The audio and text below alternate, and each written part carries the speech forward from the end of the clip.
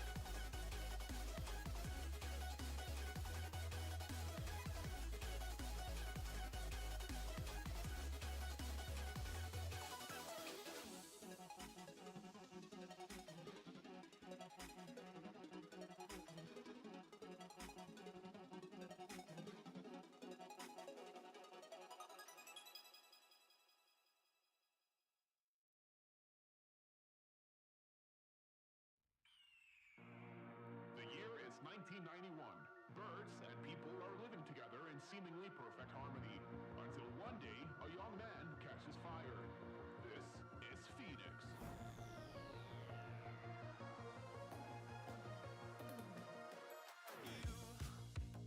You've been knocked down and got up again.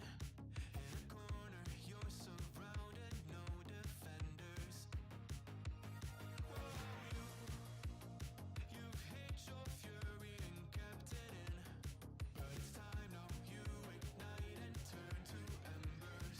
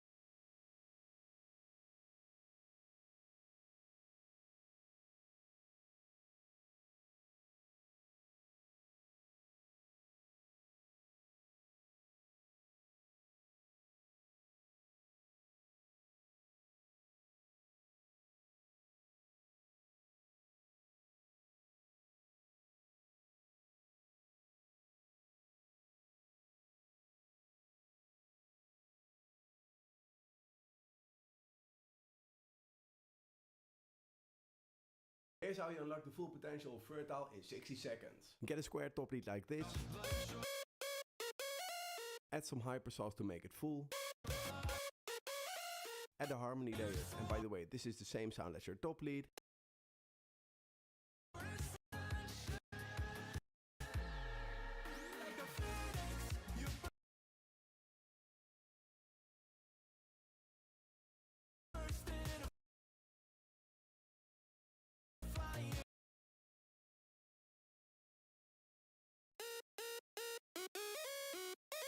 Your chord stacks. And add a bass. And this is how it sounds.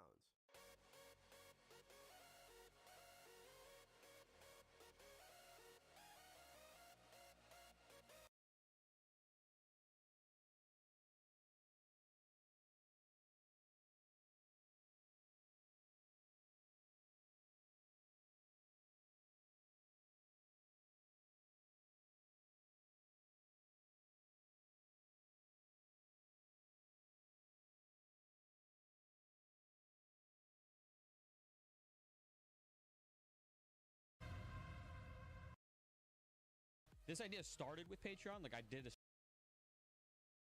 1 second, too. Let me make sure the levels are good. Oh, I messed up my master. I turned this down before. Okay. Levels should be good now. You guys let me know. Let me know if there's any issues, but it should be good. I'm broken when you're not around. Unspoken words I'm screaming out. Can you hear me? Can you hear me now? Now.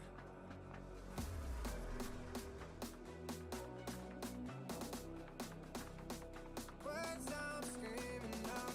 Can you hear me? Can you hear me now?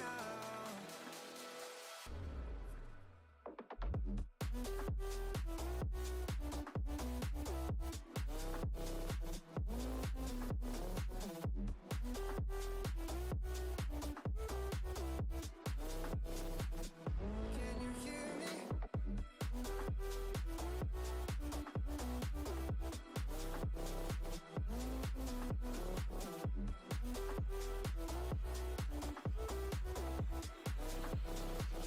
Can you hear me?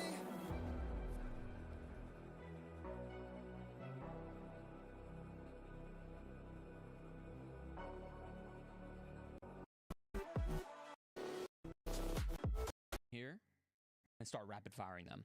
So overall, I think the idea is dope. I think that there's something here, no pun intended, and definitely needs to be explored more for sure, and expanded upon, because I really like this idea as a whole. The first thing, which is kind of funny, kind of left field, but it's the first thing that stuck out to me, the vocal. So the vocal's dope, but it is a splice sample, and something so simple and easy that you can do is consider using a tool like Automate, right? And this is not sponsored. This is just what I would do. So Automate has this cool thing where you can like drop a sample, whether it's your own recording or a splice vocal, whatever, and then you can change the voice.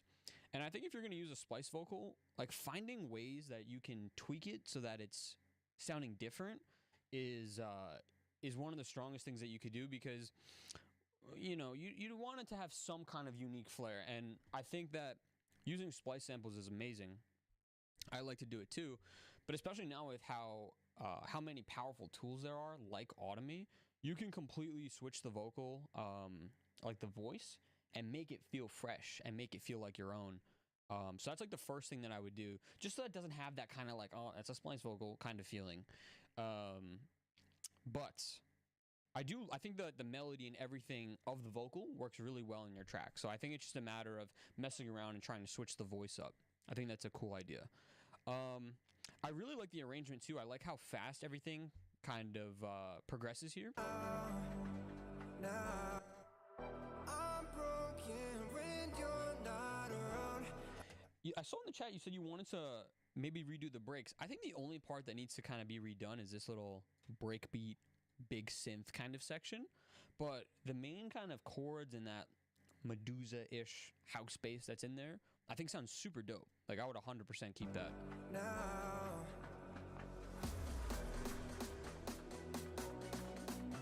Now, something interesting with the build-up, though. I feel like the build-up is lacking space. It's not dramatic, and I feel like the simplest thing to do, honestly, is to take that drop lead that you have in there already, right? Like you can hear it coming in a bit. One thing that I love to do is I actually duplicate my drop lead on a separate track and then add its own processing, and that is like one of the things that change my buildups personally, because it gives you so much more freedom and flexibility to manipulate the sound and actually make sure that that build lead is perfect. So in particular, in this case, like I would definitely add a distortion and try to make it brighter and not actually add top end. Like keep it filtered like it is, but have it be more, really get that sense of space. It is break section 2. One thing that I can add for the second break, like I think it's so desperately calling for that main hook that you have, You Hear Me. Put that in here, just almost like an ad lib. Add a ton of reverb on it, so it's super spaced out and kind of acts like a little vocal chop / instrument. But just have it say, you hear me, and then when the vocal comes back in, you get that nice, satisfying kind of result. Hold tight, I'll be here with you all night. And then to round up on, or what's it called? To wrap up on this track, the last thing we'll talk about is this kind of hands up section. I like to call it that. It does feel like inconclusive. It feels like you're trying to keep it mellow, but kind of keep it energetic at the same time. Honestly, dude, I think that you'd be better off just resorting back to this section. Like after you have this like mini breakdown and you do that little vocal thing that I just mentioned, go back to this and then just rinse and repeat. And I think I think it's a simpler arrangement and it's a lot easier to execute. And I think that it's going to be more effective too in the long run. I think this might be just like a little left field. If you insisted on doing this though, what I would say is definitely lean into going bigger. And if you're going to lean into going bigger, you're going to need like a really nice transition to kind of go from this interlude kind of section into this big section. And then you're just going to have to ramp up the layering.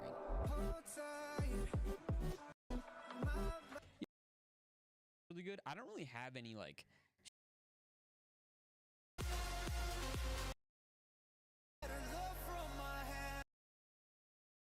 by all right, yo, Way Back Home by Arrow. Let's get it. Let's mute my mic.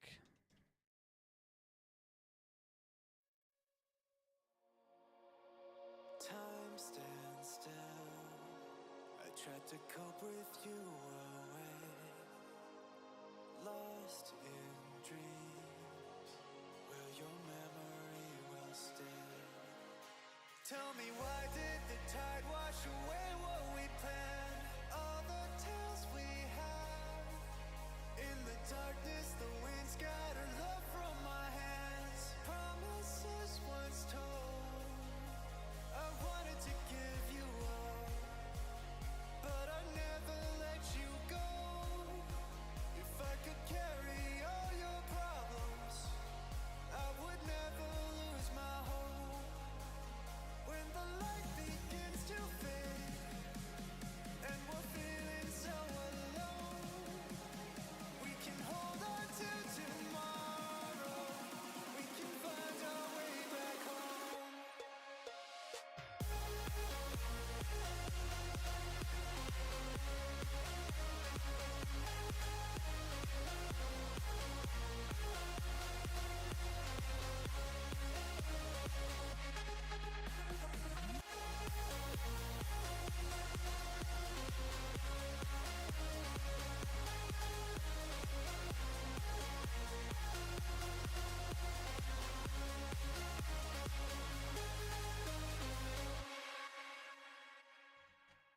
Alrighty. That was Way Back Home by Arrow, who is in the chat.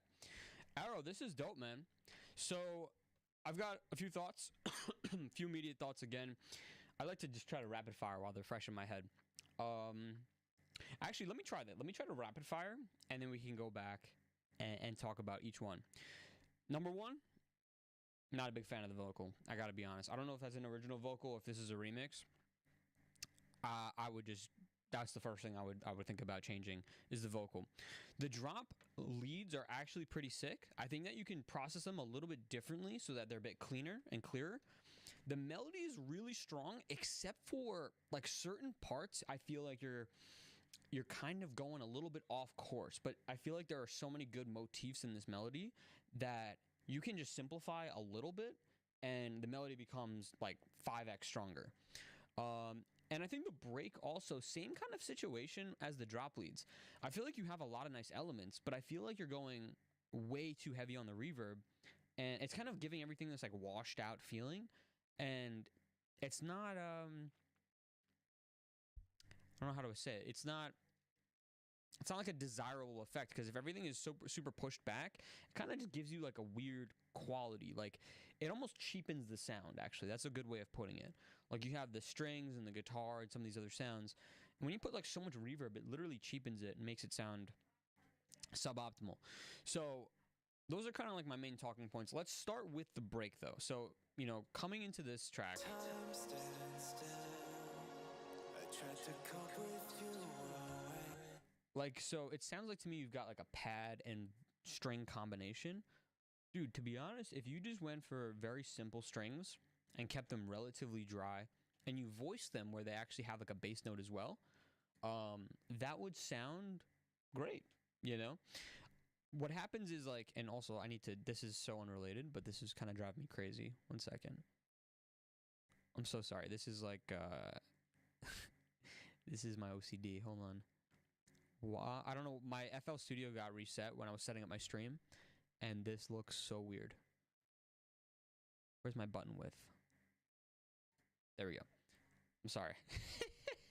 All right, to circle back to the actual task at hand, the strings. So the strings, try to prevent them from being so thin. Time stands still. I tried to cope with. And this combination of having like the strings be so high mid, right, and not have a lot of warmth, and then you also have like a filtered, vibey, like trippy pad. I don't think that's a good combo. I think that you should either go one way or the other. That's totally up to you. I think both could work. If you go like the vibey, cold, underwater style pad, I would just do that, maybe a respace, and let the vocal shine. If you went the strings option, which I think probably fits this idea better, to be honest. This idea is a bit more like melodic, a little bit more classic emotional progressive house. So I would go strings, and again, make sure your strings have nice warmth and make that the primary focus. You don't really need to layer much there. But like part of your process where you have a set. But listen, if you're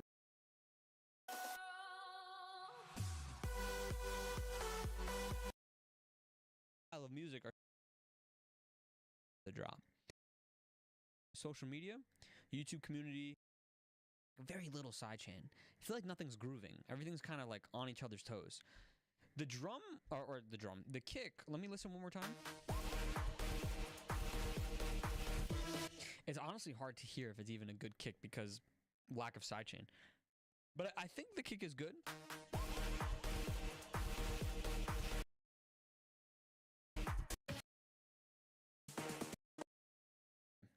Caramel remix, let's go. Mute my mic.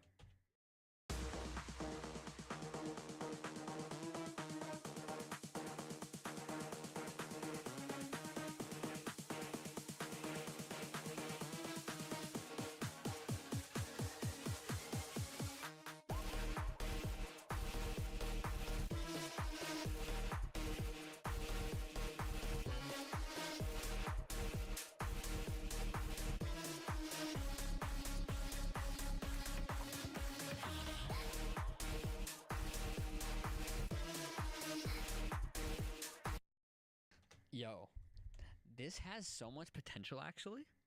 This is disgusting. Now listen, the production needs a lot of work, but this idea Sorry. This idea is crazy. Hold on. Run.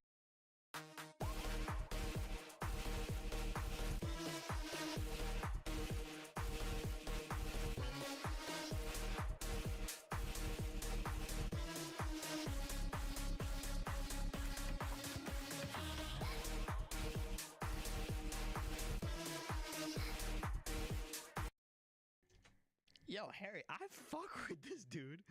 This has so much potential. All right, let's cut through the noise. Let's get right into how you can improve upon this, because the production does need work.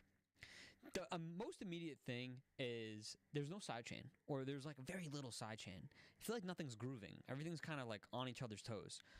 The drum, or the kick. Let me listen one more time. It's honestly hard to hear if it's even a good kick because lack of sidechain. But I think the kick is good. Because what you want to do actually in these styles is you want to have a relatively short kick so that your sub isn't sidechained as heavily, so that your sub is like more of the low end factor. Instead of the 50-50 relationship you're gonna find more in like a progressive house track, for example. In bass house, you can make it like 30% kick, 70% sub, which often sounds really freaking sick. But you do need sidechain. 100% need sidechain. And same deal, when that kick is hitting, everything needs to dip out of the sub department, like everything. So don't use like 50% mix, like none of that. Like 100% mix. If you're using something like Kickstart or Shaper Box. Yeah. Keep that sub clean. But the crispy bass is also nasty. I think everything just needs sidechain.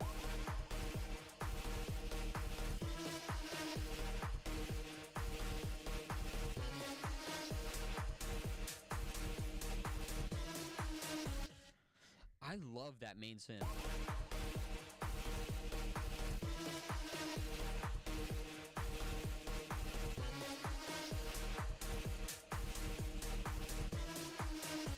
So what I would say on that main synth, right? I don't know how else to describe it besides main synth. It's not the bass. It's that little lead. I would fuck it up more with something like thermal or some kind of distortion. It needs to be a little less preset-y, if that makes sense. I want it to have a little bit more character and sound a little bit more experimental. So that's why my mind instantly went to thermal, because I think thermal is really easy to get those kind of results. But whatever your favorite distortion is, like experiment with a mixture of like distortion, maybe like a flanger or a chorus, like something to like weirden up the sound. Even RC20 would probably have some cool stuff to make it, again, a little less synthy. I can't even think of an example, man. It's like I hear it in my head, but it's hard to convey it. It just needs to be cooler. But the main core of the sound is there as far as that lead goes. The other thing is the crispy bass.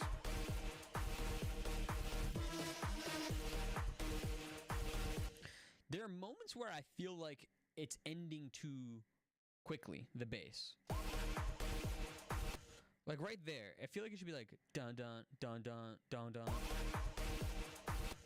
It feels like right here it's ending a little too short. So make sure your sub and your crispy bass are the exact same length, and then after you've ensured they're the same length, make sure that they're long enough. Like don't stop them a little too early. Feels like they stop a little early here and here.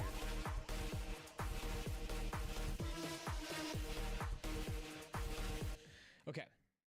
Now, another thing that will completely transform this drop, better drums. Your kick is already solid. We talked about your kick. Fine. You need a way better clap. And instead of using that kind of like shakery top loop, just use a very simple open hat.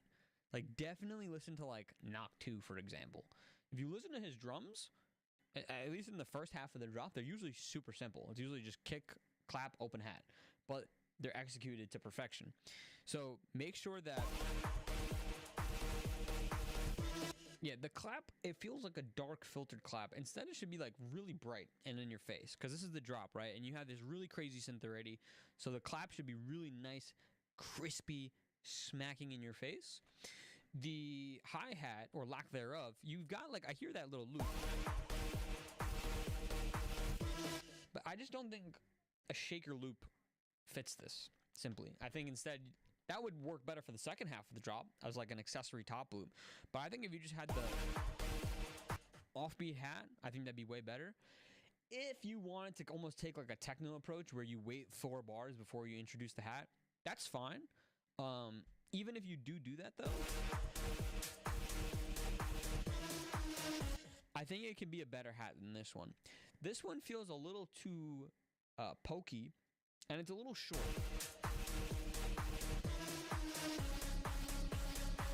It's like, for example, let me show you what I'm talking about. Because hats can be tricky, because if your hat,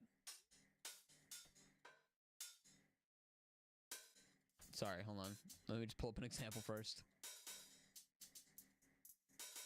Okay, so I almost want your hat to be more like this. If I normalize this, I want it to be more like this and less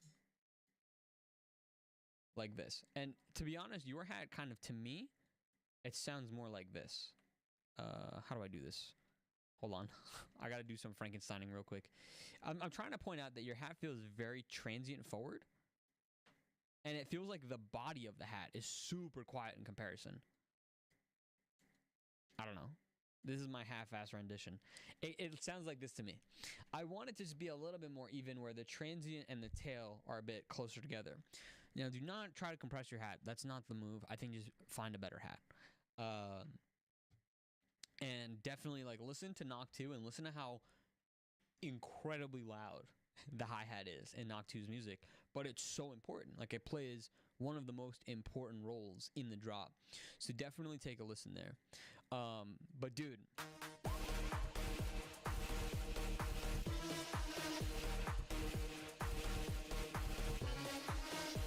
yeah, especially on these little fills too, the dun dun dun. If you could do some really cool modulation, I think like a formant shifting situation, like that would be insane. Also, hold on, one more thing. Hold on, I have to mute my mic. I have to blast it.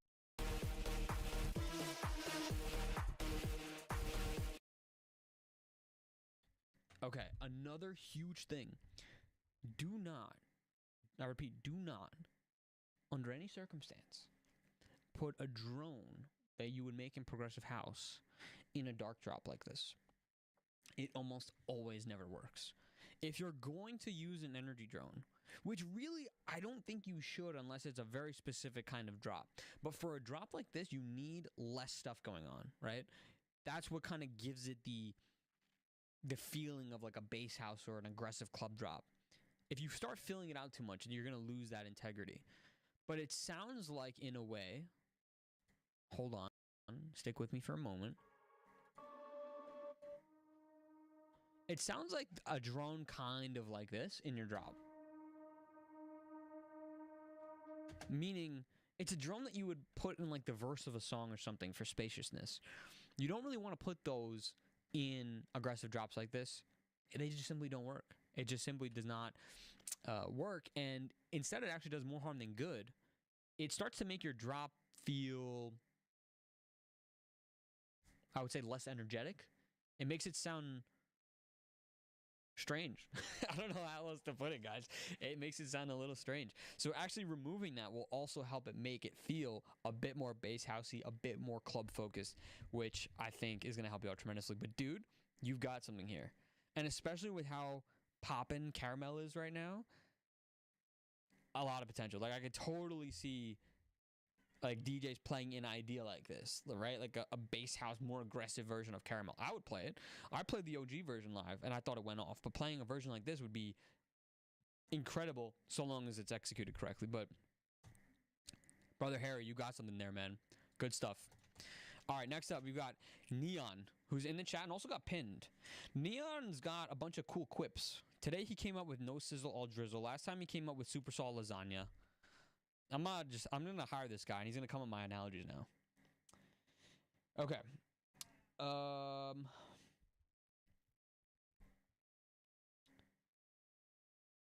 I didn't have any house music since we hear something different. All right, cool. Let's check it, dude. I'm curious. Set the sky ablaze through the empire of sound.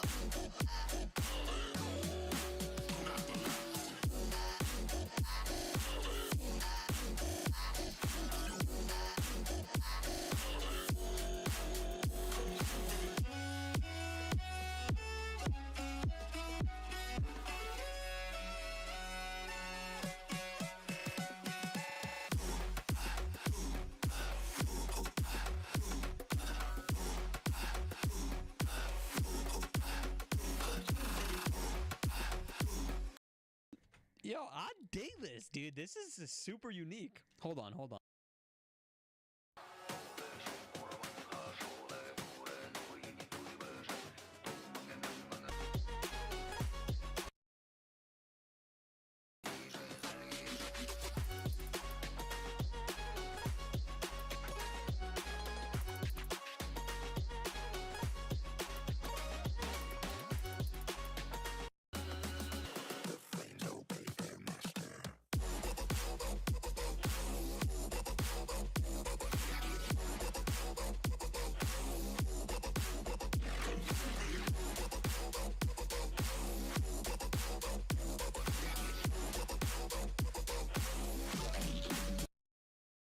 Yo, Neon, you've cooked, bro.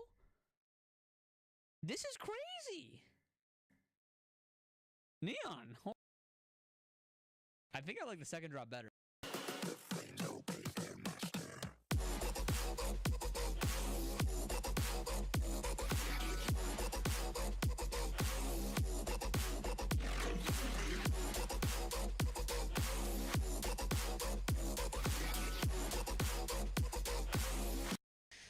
Dude, I love this. This is probably the freshest thing I've heard in a minute.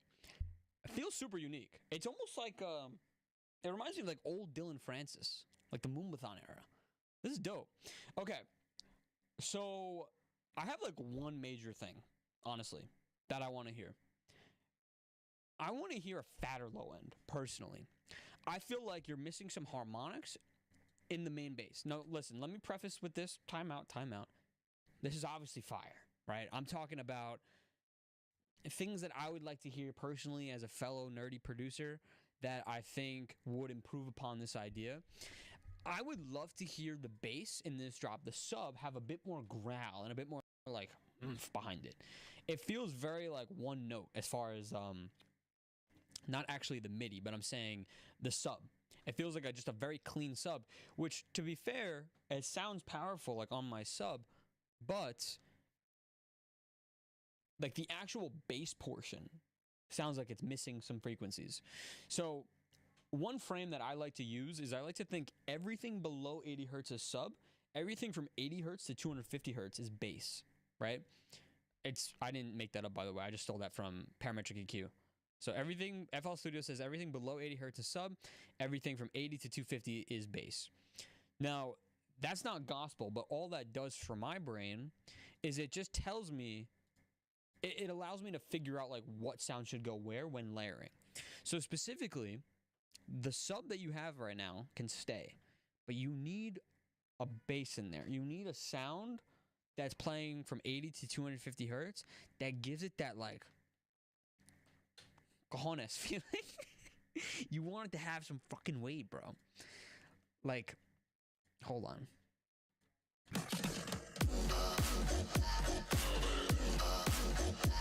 Okay, also, definitely a major fan of the second drop. I might be in the camp of saying, dude, just have both drops the same and make the both drops the second drop, because it sounds crazy.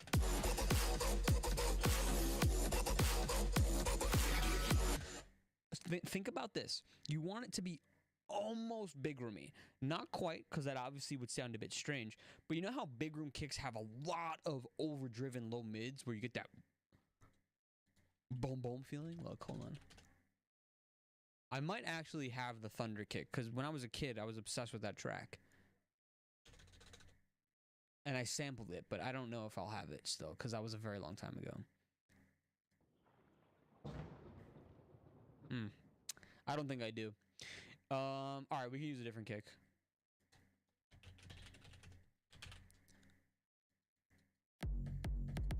Dude. This kick. Right? You hear how there's like a boom.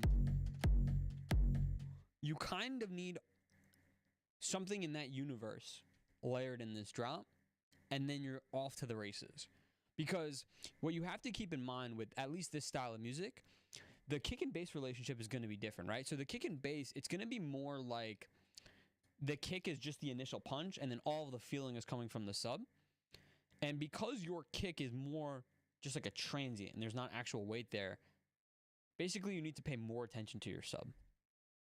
And essentially that just means layering that extra bass that I'm talking about. But I mean, dude, like no joke, probably one of the freshest tracks I've heard. And to kind of gas you up some more, I thought your drum execution was phenomenal. Your snare is amazing.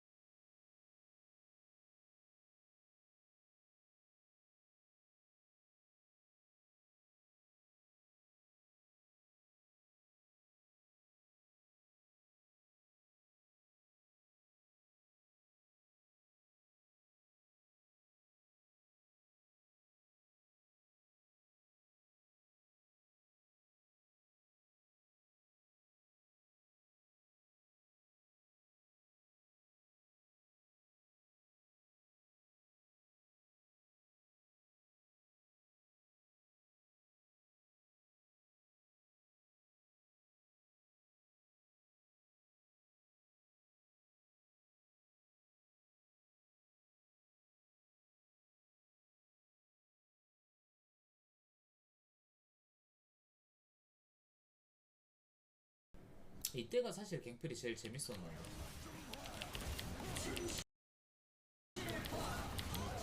정수, 나보리, 선제 공격 뭐 약간 이렇게 들 텐데 본캐할 때도 사실 선제 공격만 들었었거든 이때. 그걸로 첼 찍었었고. 트포는 좀 부르저처럼 가능하고 정수 약탈자 쪽은 진짜 그냥 딜러. 체급이 많이 딸려. 대신 이제 딜로 죽여버린다 마인드로 가야 되거든. 근데 이게 쉽지 않아 사실. 13레벨의 트포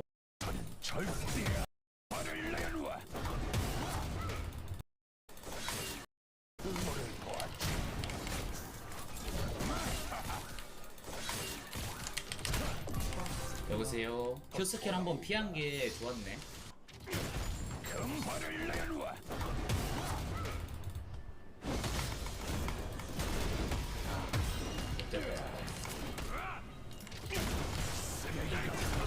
진짜 좋댔는데. 말은 필요 없다. 몸으로 보여주마.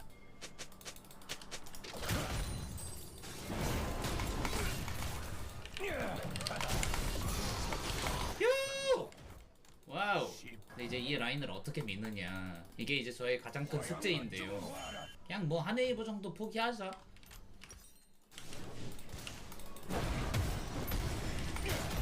이런 건 백분. 내 영혼은 그대로다.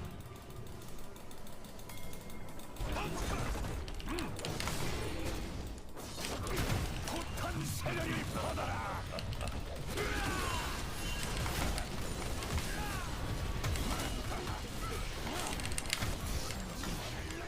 안 되죠.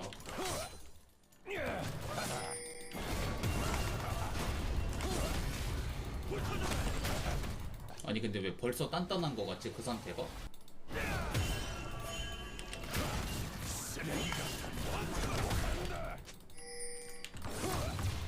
안전이 제일이지. 한결나. 가지겠지? 오케이. 아 왜 이래? 집 가서 특포 사오면 환급 받아서 신발까지 나와가지고 딱 깔끔했는데. 화약통이다.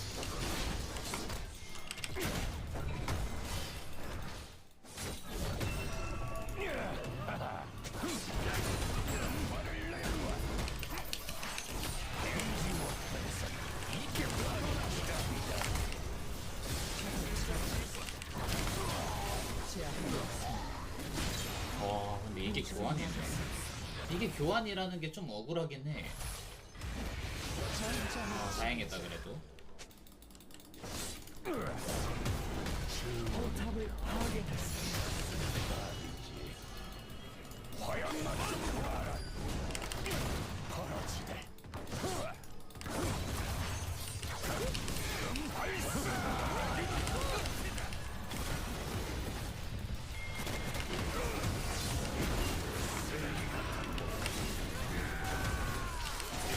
아씨 아까워. 끝내주나?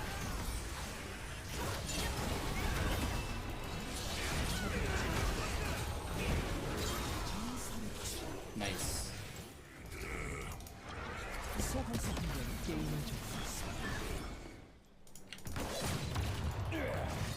이놈들 해골에 내 이름을 새겨주마. 또 간다. 복수를 선사하마. 만두질을 해주마.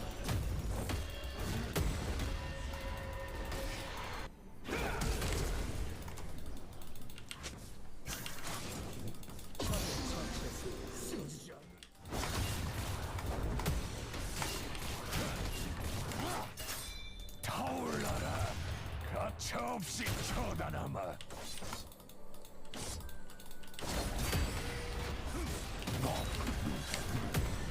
효과 만점이다. 내 손이 너를 완전히 제일이지. 또 간다. 숨 쉴 틈도 없게 만들어주라. 금화를 내놓아. 아군이 당했습니다. 내 심장은 강철로 만들어졌다. 에? 근데 원래 이 선제 공격이라는 룬이 상대방을 좀 급하게 만들긴 해요. 난 좀처럼 있는 법이 없지. 용서는 절대 안 하고 말이야. 쓰레기가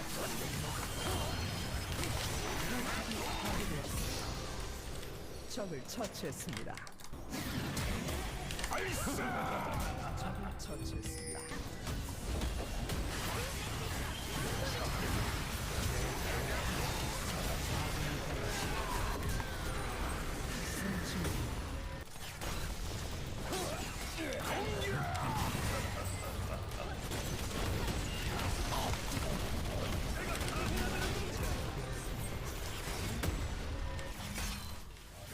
잊었겠지만 난 잊지 않았다. 포탑이 파괴되었습니다. 타올라라.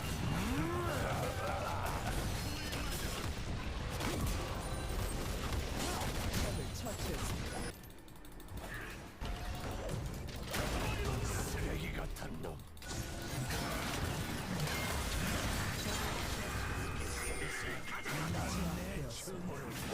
W 없어?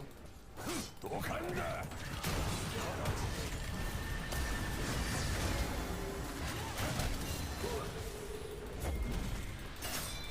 내 심장이 잠이란 없다.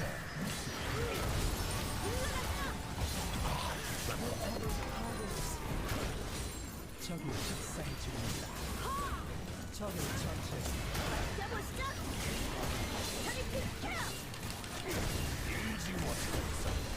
형 곱게 가라. 아니 진짜 개사기네 그 선택.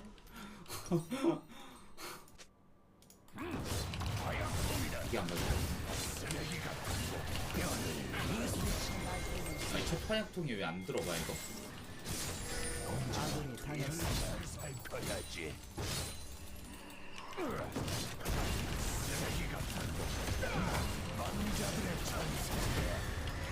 처치했습니다.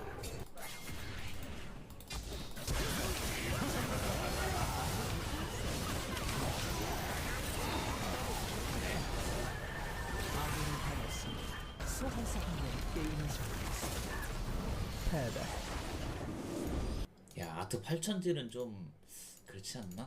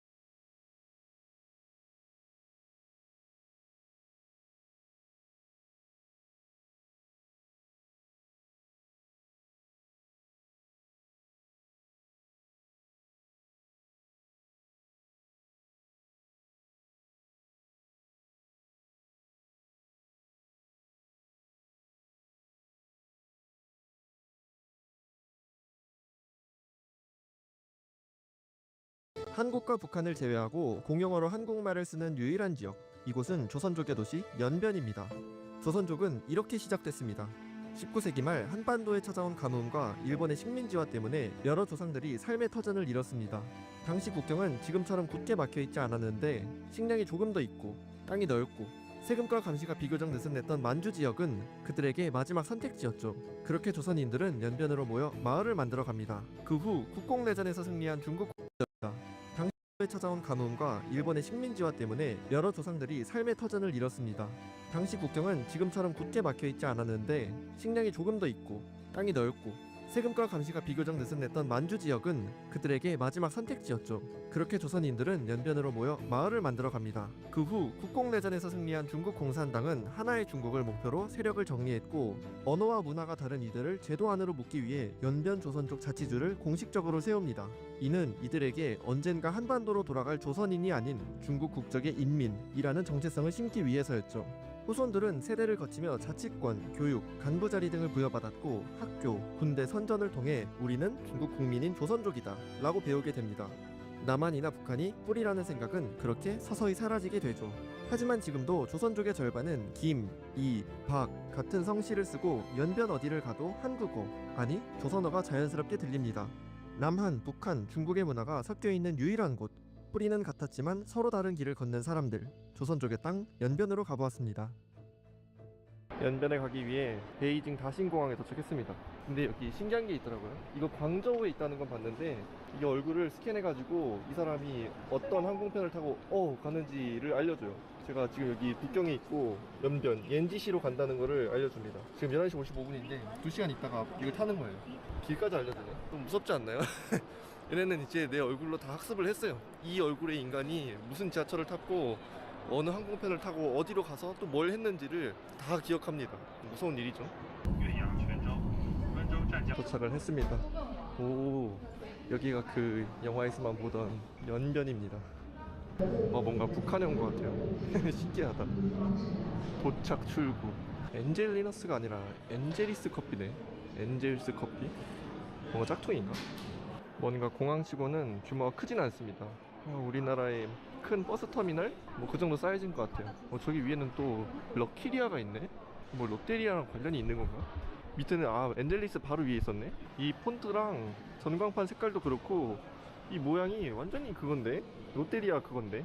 근데 햄버거만 파는 게 아니라 무슨 면도 팔고 밥도 팔고 그러네요. 밖으로 나왔습니다. 좀 춥다. 와, 근데 뭔가 도시가 신기하게 생겼어요. 뭔가 발전된 북한 같은 느낌이에요. 신기하다. 텅텅 비었고 이게 공항입니다. 뭔가 좀 느낌이 희한하지 않나요? 뭔가 좀 이상해요, 기분이. 택시를 타고 갈 수 있지만 버스비가 200원밖에 안 한다고 하네요. 뭐 택시비도 그렇게 비싸진 않았어요. 3,000 얼마? 네, 버스를 한번 타고 가보겠습니다.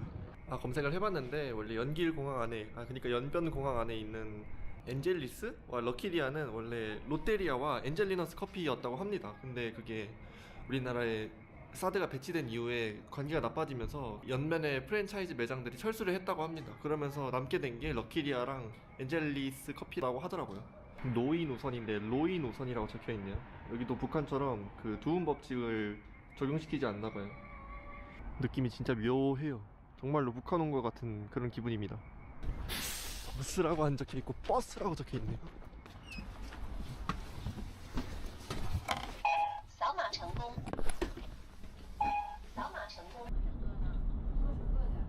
관리를 빡세게 하나 보네.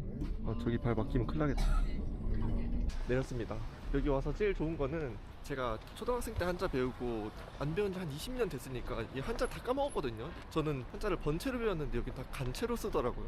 그래서 읽을 줄조차 몰랐는데 여기는 옆에 다 한국어로 이렇게 뭐 흥어분해 적어주니까 최소한 이제 음식점은 들어갈 수 있을 것 같아요. 음식점 들어갈 때 항상 그 메뉴 사진만 보고서 음식 이름도 모르고 들어갔었는데 이제는 밥 먹는 거는 한층 수월해지지 않을까 싶습니다. 호텔로 가고 있어요. 이게 주차할 데가 없긴 한가 봐요. 인도를 다 자동차로 막아놔가지고 사람이 차도 갓길로 걸어 다녀야 돼요. 근데 그냥 아랑곳 않고 여기다 다 주차를 해버렸네. 오늘 묵는 호텔입니다. 금계열 휴가 호텔이라고 적혀있네요. 진짠가? 안녕. 안녕.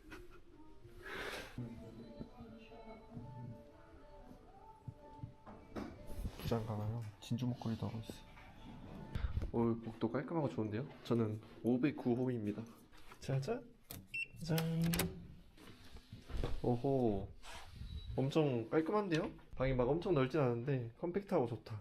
뭔가 밖에서 봤을 때는 뭐 그런 고급스러움이 안 보였는데 들어오니까 너무 좋은데요? 어헝. 뷰는 꼬치구이 뷰. 나쁘지 않고요. 아 근데 여기 너무 세면대가 마음에 든다. 너무 깨끗하게 청소를 해놓은 것 같아요. 와우 와우 와우 와우. 뭐야 여기 온도가 왜 적혀있지? 이 비대 온도인가? 이런 것도 처음 보네. 신기하다. 깔끔합니다. 고급스러워요. 여기 1박에 25,000원입니다. 연변은 호텔비가 그렇게 비싸지 않더라고요. 다른 도시들처럼 만족합니다. 테레비를 틀었는데 한국말을 하는 채널이 있네요. 저 YBTV라고 하는 거 보니까 연변TV인 것 같아요. 자막도 한국말이네. 묘하네. 근데 이 아나운서 내레이션 아주머니께서 쓰시는 표준어는 우리나라 말이랑 뭐 그렇게 크게 다르지 않은 것 같아요. 우리가 영화나 그런 데서 보면은 뭐 북한 말이나 연변어가 이게 세잖아요. 어조가 완전 높낮이가 크잖아요. 근데 그거는 뭐 현지 사람들은 그런 식으로 말을 하는 것 같은데 아까 버스에서도 얘기를 들었을 때 영화에서 봤던 것만큼 심하진 않은데 여튼 근데 여기 내레이션을 들어보면은 뭐 그냥 우리나라 내레이션이랑 크게 다르지 않은 것 같아요. 밖으로 나왔습니다. 리엄마 옛맛 팥빙수. 팥빙수를 파나 보네요. 야 이거 딸기 들어간 이거 3,400원. 인절미 팥빙수 4,000원이네요. 이분이 사장님이신가봐요. 여기가 개고기 식당이래요. 연변 사람들은 아직도 게를 식용으로 먹나 보네요. 연길 백화상점. 백화점인가봐요. 약간 폰트가 촌스러운 거에 비해서 내부는 너무 고급스러운데요? 백화점이네. 하긴 백화점에 쓰는 폰트인데 내 눈에만 촌스럽고 여기 사람들한테는 최고급 폰트일지도? 내부는 뭐 다른 백화점 부럽지 않게 시설이 좋은데요? 켄터키. 와 CGV는 우리나라 거 아닌가요? 여기도 CGV가 있네. 여기도 스타벅스 커피를 한국어로 써줬네. 애초에 그리고 스타벅스는 영어로만 써주는 게 원칙이거든요. 다른 중국의 대도시들도 그냥 영어로 스타벅스라고 적어줬는데 여기는 중국어랑 한국어가 적혀있네요. 이 지역만 특별하게 그렇게 해주는 이유가 있나? 여기 백화점 안에는 파리바게트도 있습니다. 근데 이거는 한국어 변기를 안 해주네요. 소세지 빵이랑 초코빵 하나 샀습니다. 지금 먹을 건 아니고 밥 먹고서 배 더 고프면은 그때 먹으려고요. 근데 저녁을 뭘 먹을지 아직 안 정했어요. 뭘 알아보고 가는 게 아니라서. 와 이 매장은 이름도 기네. 연길시 지성공증 처공증 인증년 하편 빛 길어서 한번 읽지도 못하겠네. 이름만 봐서는 뭐 하는 데인지 감이 안 와요. 신기하네. 두리안 피자가 있네. 아 여기도 불고기 덮밥이라길래 저기 봐봐요. 사진만 봐도 맛있어 보여서 먹으려고 했는데 아 이 주변에도 다 그 배달 위주의 음식점밖에 없네요. 안에서 먹을 만한 데가 없네. 오 여기가 연변병원이래요.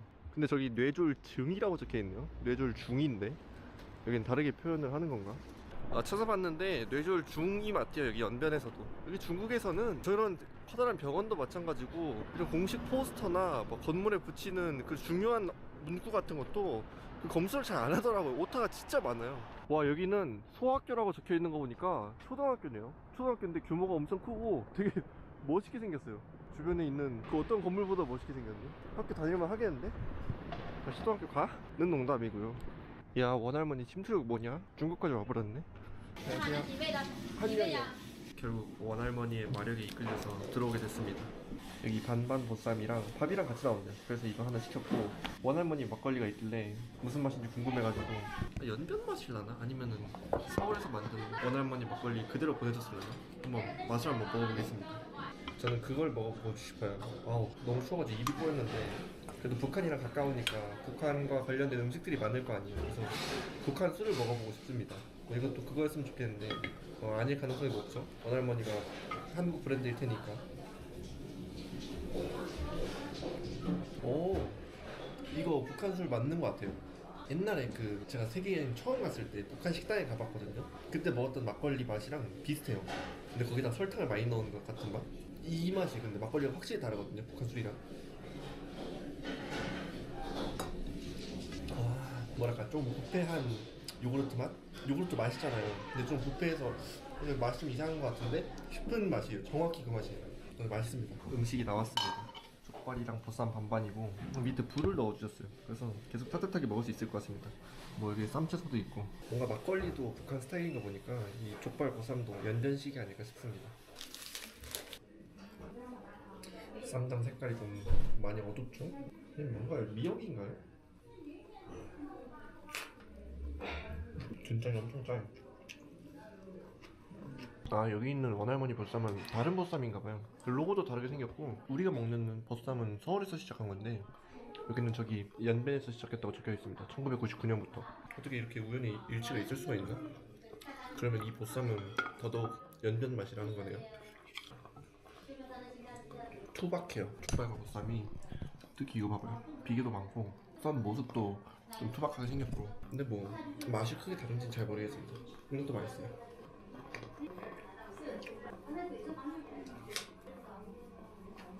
다 먹고 나왔습니다. 저기 항아리 안에 든 막걸리를 다 먹었는데도 취하지가 않네요. 그 정도 먹으면은 조금 취기라도 와야 되는데 전혀 그런 게 없어요. 무알콜 막걸리인가? 일부러 그렇게 만들진 않았을 것 같은데, 아니면 너무 추워서 취하지 않는 걸 수도 있고. 여튼 뭐 북한식 아니 연변식 보쌈 잘 먹었습니다. 오늘 너무 추워서 숙소로 들어가고 내일 좀 따뜻해지면 나와야겠어요. 꿀잠 잤습니다. 아, 근데 큰일 났어요. 감기에 걸려버렸어요. 이런. 여기가 제가 묵고 있는 숙소거든요. 호텔인데 바로 옆에는 이런 뭐랄까 아파트가 있네요. 6층이니까 아파트라고 불러야겠죠. 근데 뭐 따로 정문이 있거나 그런 건 아니고 이렇게 빙글빙글 돌아서 올라가야 되네요. 6층 사는 사람들은 왔다 갔다 힘들겠다. 뭐 엘리베이터는 당연히 없어 보이고, 뭐 프라이버시도 저렇게 문 열면은 바로 사람이 보이고. 이건 뭐지? 창고인가?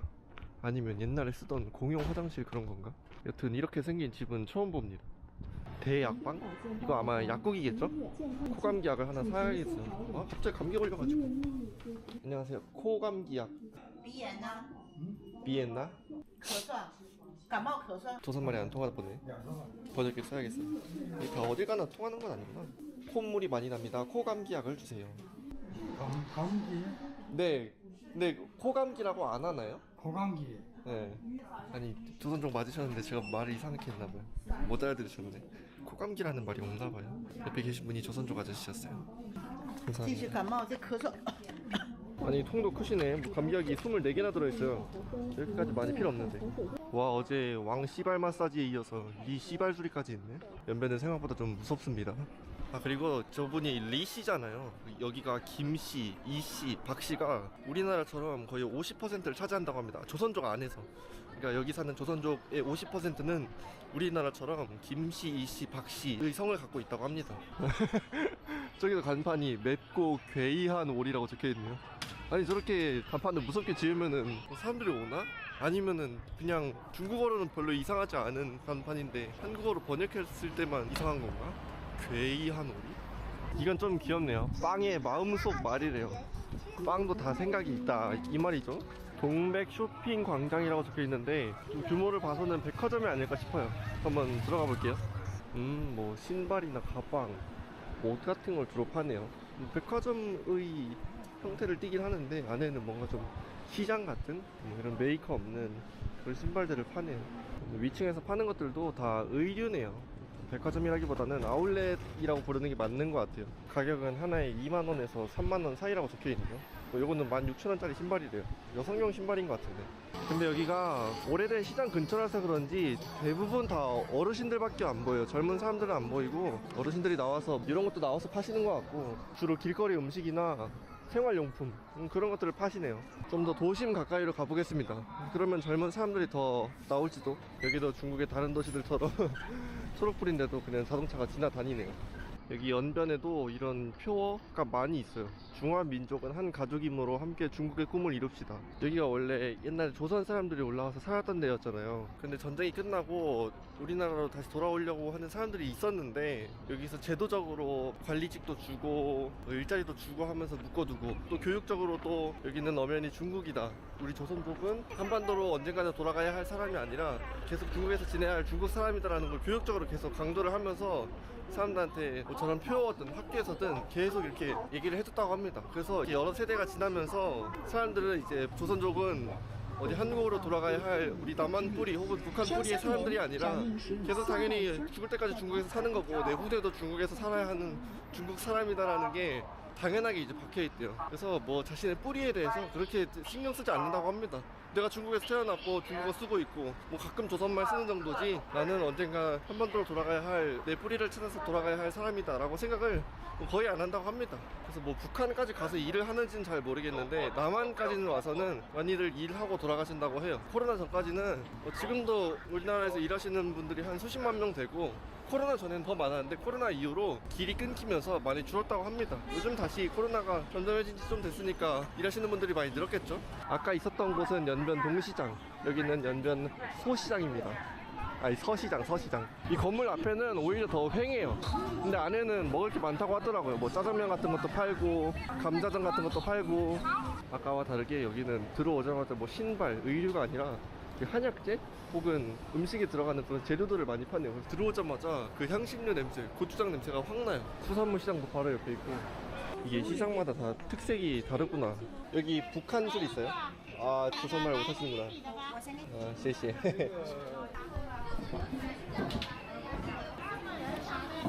와, 진짜 완전 요구르트 맛. 진짜 술 맛이 하나도 안 나요. 여기 막걸리 같은데 뭔가 북한 술이 있으면은 어떻게 생겼는지 보고 싶어가지고 번역기로 여쭤봤는데 뭐 그런 건 없다고 합니다. 다 연변에서 만들고 연변에서 먹는 술인가 봐요. 북한과 가깝긴 해도 북한의 문화나 북한의 술 그런 것들이 막 쉽게 접할 수 있는 그런 건 아닌가 봐요.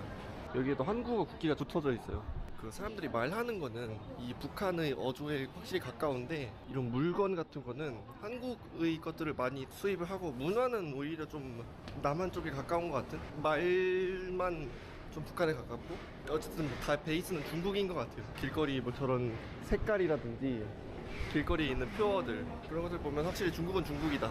그리고 여기가 북한이랑 가깝기만 한 게 아니라 러시아랑도 엄청 가깝습니다. 러시아랑 북한이랑 중국이랑 여기 지린성 훈춘시였나? 그 한 점에서 다 만나요. 그래가지고 러시아에서 교역을 하는 사람들도 많이 오기 때문에 여기뿐만이 아니라 슈퍼마켓 같은 데 가도 러시아어가 이렇게 적혀 있어요. 그러면은 중국어, 러시아어, 한국어가 아니고 이 사람들한테는 조선어죠. 조선어 이렇게 세 가지가 다 적혀 있습니다. 여기가 푸드코트입니다. 사람들 생각보다 많네. 근데 여기도 마찬가지로 다 어르신들이네요. 순대 파는 데도 있고 여기가 순대가 유명하죠. 연변이 순대랑 냉면이랑 그런 게 유명하다는데 김밥이네. 김밥 천국 같은 거 같아요. 오므라이스, 돈가스, 치즈 닭갈비, 라볶이 안 파는 게 없네. 라볶이는 하나에 20위안이네. 김밥은 13위안. 여기는 아예 조선어로 적어놓질 않았네요. 그래서 무슨 음식인지 모르는 것 같고 여기는 교자 파는데 한 절반 정도는 그 조선어 병기가 안 되어 있고 그냥 중국어로만 되어 있네요. 여기는 비빔밥 전문점이 있네요. 왼쪽 돌솥 비빔밥부터 해서 불고기 비빔밥, 보리 비빔밥. 안녕하세요. 맛있어 보이긴 한다. 와, 백화점인데 보신탕을 팔아요. 밑에는 보신탕 고기가 있습니다. 그러면 뭐야? 이 강아지를 회로 썰었다는 건가? 오, 약간 좀 무서운데? 굴 닭볶음면도 있네. 감사합니다. 이게 뭐예요? 과자? 아, 하나만 가져갈게요. 아, 새우깡 감사합니다. 꿔바로우 하나랑 냉면 하나랑 시켰습니다. 그렇게 해서 많이들 먹는다고 하더라고요. 근데 좀 특이한 거는 꿔바로우를 냉면에 찍어 먹는데요. 저는 그게 맛이 궁금해가지고 그래서 둘 다 시켜봤습니다. 합쳐서 가격이 좀 비싸네요. 중국치고는 10,000원 정도 나왔습니다. 알새우칩 같은 과자를 주셨는데 새우깡이라고 하셨거든요. 아마 저분도 한국에서 사셨던 게 아닐까 싶어요. 한국에서 일하고 돌아오시는 분들이 많거든요. 왜냐면은 여기 연변은 식당에서 일하면은 평균 한 60만원 정도 준대요. 근데 한국은 최소 3배는 주니까. 그래서 한국 와서 일을 많이 하신다고 하더라고요. 알새우칩이랑 비슷하게 생겼습니다. 뭔가 짭조름한 맛이 있긴 한데 알새우칩에 그런 풍미는 없어요. 알새우칩이 훨씬 맛있습니다. 직접 튀기셨겠죠? 모양이 일정하지 않은 거 보니까. 그리고 여기도 다른 중국의 도시들과 비슷하게 그런 호객이 되게 세요.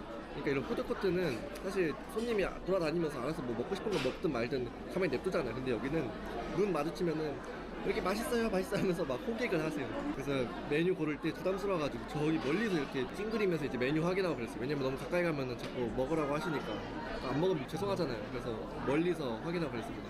꿔바로우가 한국식 꿔바로우가 있고 그냥 꿔바로우가 있더라고요. 근데 한국식 꿔바로우 하시는 데가 한국말도 더 잘하시고 뭔가 더 친절하셨는데 저는 그냥 중국식 꿔바로우에다가 여기 연변 냉면을 찍어 먹어보고 싶어가지고 다른 데서 시켰습니다. 근데 거기도 사장님이 뭐 조선어를 하시더라고요. 간판에는 중국어밖에 없어가지고 중국인이신 줄 알았는데 뭐 당연히 조선족도 중국인이지만 뭐 좀 비싸다고 생각을 했는데 안 비싸네요. 이게 냉면만 해도 사람 손바닥보다 훨씬 커요. 이 꿔바로우는 말할 것도 없고 냉면만 했을 때 한 3,600원? 그리고 꿔바로우가 한 5,000원 정도 했었던 것 같아요. 근데 희한하게 냉면에 수박을 넣어주네. 무슨 맛이지? 한번 먹어보겠습니다. 뭔가 우리나라에서 먹는 냉면이랑 외관상은 뭐 크게 다른 게 없는 것 같아요. 이런 김치, 양배추 같은 게 조금 들어가는 거 빼고는 수박 들어가는 것도 빼고 아니네? 뭐 오뎅도 넣어주네. 뭐 국물 색깔은 비슷해 보입니다. 뭐 살얼음 이렇게 동동 띄어져 있는 것도 그렇고 맛있는데 뭐랄까 우리나라 냉면인데 빨간 김치 국물 넣은 맛이에요. 그래서 그렇게 안 어울리기 이상하진 않은데 우리나라 냉면 조금 더 맛있다?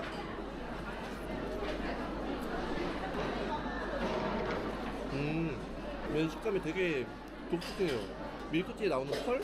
그것처럼 말랑말랑해요. 되게 부드럽고 면이 좀 특이하네. 다들 꿔바로우를 찍어 먹는다고 하니까 한번 먹어볼게요. 난 찍어 먹기 전에 꿔바로우부터 먹어보면 새콤하다. 근데 꿔바로우만 먹어도 새콤한데 냉면 국물에 찍어 먹는다고? 뭔 차인지 잘 모르겠어요. 그냥 너무 뜨거우니까 시켜 먹는 느낌밖에는 모르겠는데.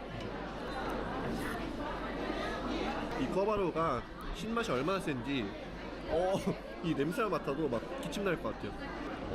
진짜 느낌 희한해요. 어떤 신맛을 넣었길래 코에다 갖다 대면은 이 코 끝까지 신맛이 쏙 들어가요. 희한한 느낌입니다. 저 웬만하면은 음식을 잘 안 남기려고 하는데 이거 너무 꿔바로우도 그렇고 냉면 국물도 자극적이어서 반은 절대 못 먹을 것 같아요. 꿔바로우도 반 이상 나왔어요. 뭐 이거보다 더 먹긴 할 건데 진짜 엄청 자극적입니다. 혀가 얼얼해요. 먹고 나왔습니다. 혀가 얼얼해요. 그 식초가 너무 강력한 식초였어가지고 혀가 다 먹고 났는데도 얼얼합니다. 한 절반 정도 남긴 것 같아요. 오랜만에 강정을 만났다. 여기는 꽤나 큰 사거리인데도 불구하고 그 신호등이 없습니다. 횡단보도에. 그래서 자동차가 지나다니는 타이밍을 보고서 그래서 사람들이 이렇게 뛰어다니더라고요. 여기도 초록불이 없는데 아마 이제 지나갈 거예요. 이 차선에 초록불이 떴으니까. 근데 횡단보도에 왜 신호등을 안 달아주지? 그렇게 뭐 비싼 것도 아니잖아요. 꼭 필요한 거기도 하고. 여기 해외여행을 대신 도와주는 여행사가 있는데 저기에 조선, 라진, 3일, 4일 여행이라고 적혀있네요. 조선이면은 아마 저기 북조선, 북한을 얘기하는 거겠죠. 라진이면은 나진시를 얘기하는 것 같고 중국 사람들은 북한을 이렇게 쉽게 드나들 수 있나 봐요. 하긴 뭐 국경도 거의 맞대고 있으니까. 근데 뭔가 되게 어색해요. 우리는 절대 죽을 때까지 북한을 갈 수 없잖아요. 근데 바로 옆에 있는 중국은 그냥 저렇게 패키지로 왔다 갔다 할 수 있다는 게 이거 어디서 많이 본 모양인데 이거 인민공원에 왔습니다. 아이고 여기서 싸우시네. 아이고 뭔가 의상할 일이 있으셨나? 뭔가 노래가 북한 노래인가? 아니면 연변종 노래겠죠? 근데 한복 비슷한 거를 입고 춤을 추고 계세요. 당구도 치시네. 중국은 진짜 어딜 가든 춤을 추고 계시네요. 이거 운동 이름이 뭔가요? 뭔가 제기차기랑 비슷한데 뒷발로 차더라고요 다들. 중국 사람들 이거 잘하는 것 같아요. 신기하다. 옳다구나!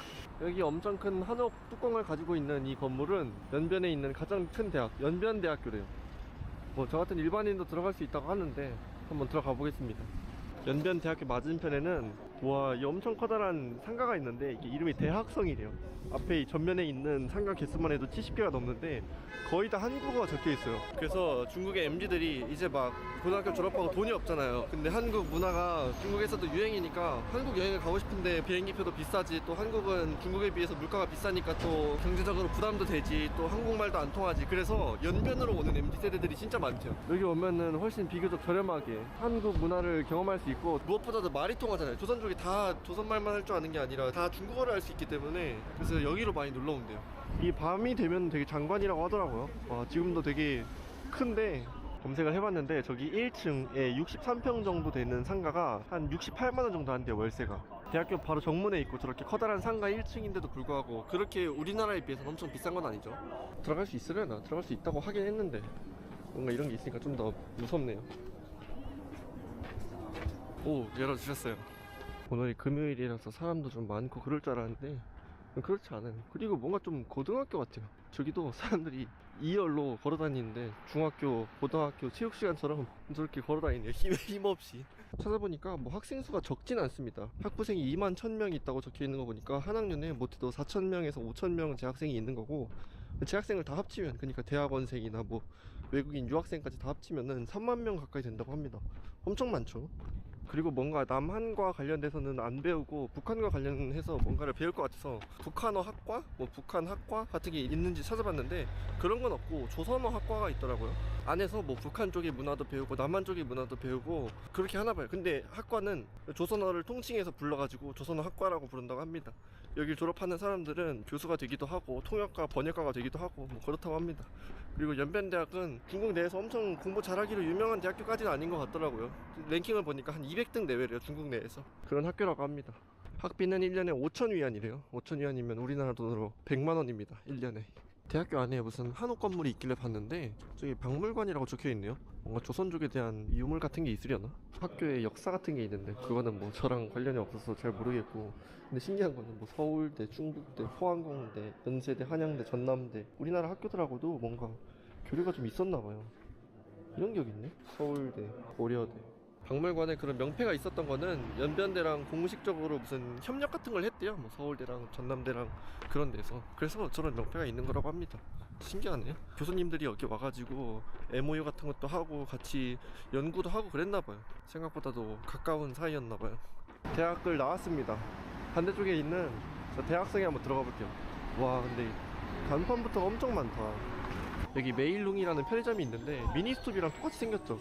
근데 제가 검색을 해보니까 뭐 둘이 연관이 있는 회사가 아니래요. 메일룽은 당연히 중국에서 만든 편의점이고 미니스톱은 일본에 본사를 두고 있는 편의점인데 모양은 비슷한데 뭐 서로 지분을 가지고 있다거나 협력관계가 있거나 그런 건 아니더라고요. 근데 정확히 뭐 메일룽이 베낀 건지 아닌 건지 잘 모르겠어요. 근데 어쨌든 미니스톱이 먼저 시작하긴 했다.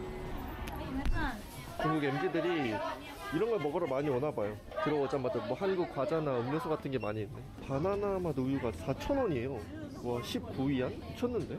진짜 잔인한 게 오빠 힘줄을 먹는데요? 무서운데? 근데 한국에서 수입하는 것들이 엄청 많아요. 아니 그런데 어떻게 카스가 우리나라에서 하는 것보다 더 저렴하죠? 이거 한 캔에 1,500원이래요. 응? 이럴 수가 있나?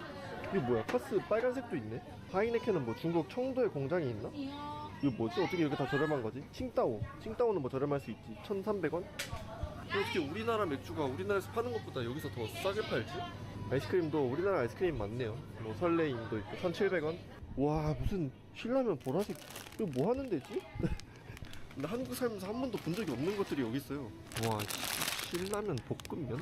이게 뭐지? 야, 일본 편의점과 비슷한 외관을 가지고 있으면서 중국에서 만든 중국 편의점이면서 한국 물건을 대부분 파는 한국 편의점 같은 이상한 편의점이었다. 원래는 여기 냉면집을 가려고 했었거든요. 여기도 꿔바로우랑 냉면이랑 같이 붙어있는데 아까 그 꿔바로우랑 냉면이 너무 셨어가지고 두 번은 못 먹을 것 같아요. 뭐 짜장면도 팔고 비빔밥도 팔긴 하네요. 비빔밥이나 먹어볼까? 아니면은 떡볶이? 떡볶이 별로 안 땡긴다. 같은 건물에 메일룽이 하나 더 있어요. 근데 옆에 한류장터라고 적혀있네. 여기는 더더욱 한국 문화와 관련된 뭔가를 파나봐요. 진짜 한국 문화를 좋아하나 보다.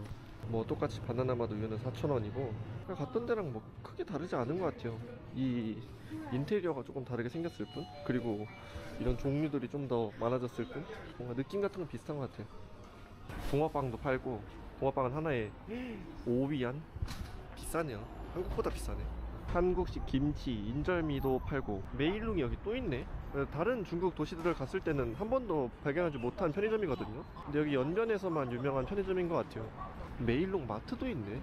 어떻게 이 건물 안에 메일룽이 이렇게 많은 거지? 뭐 하는 회사인 거지?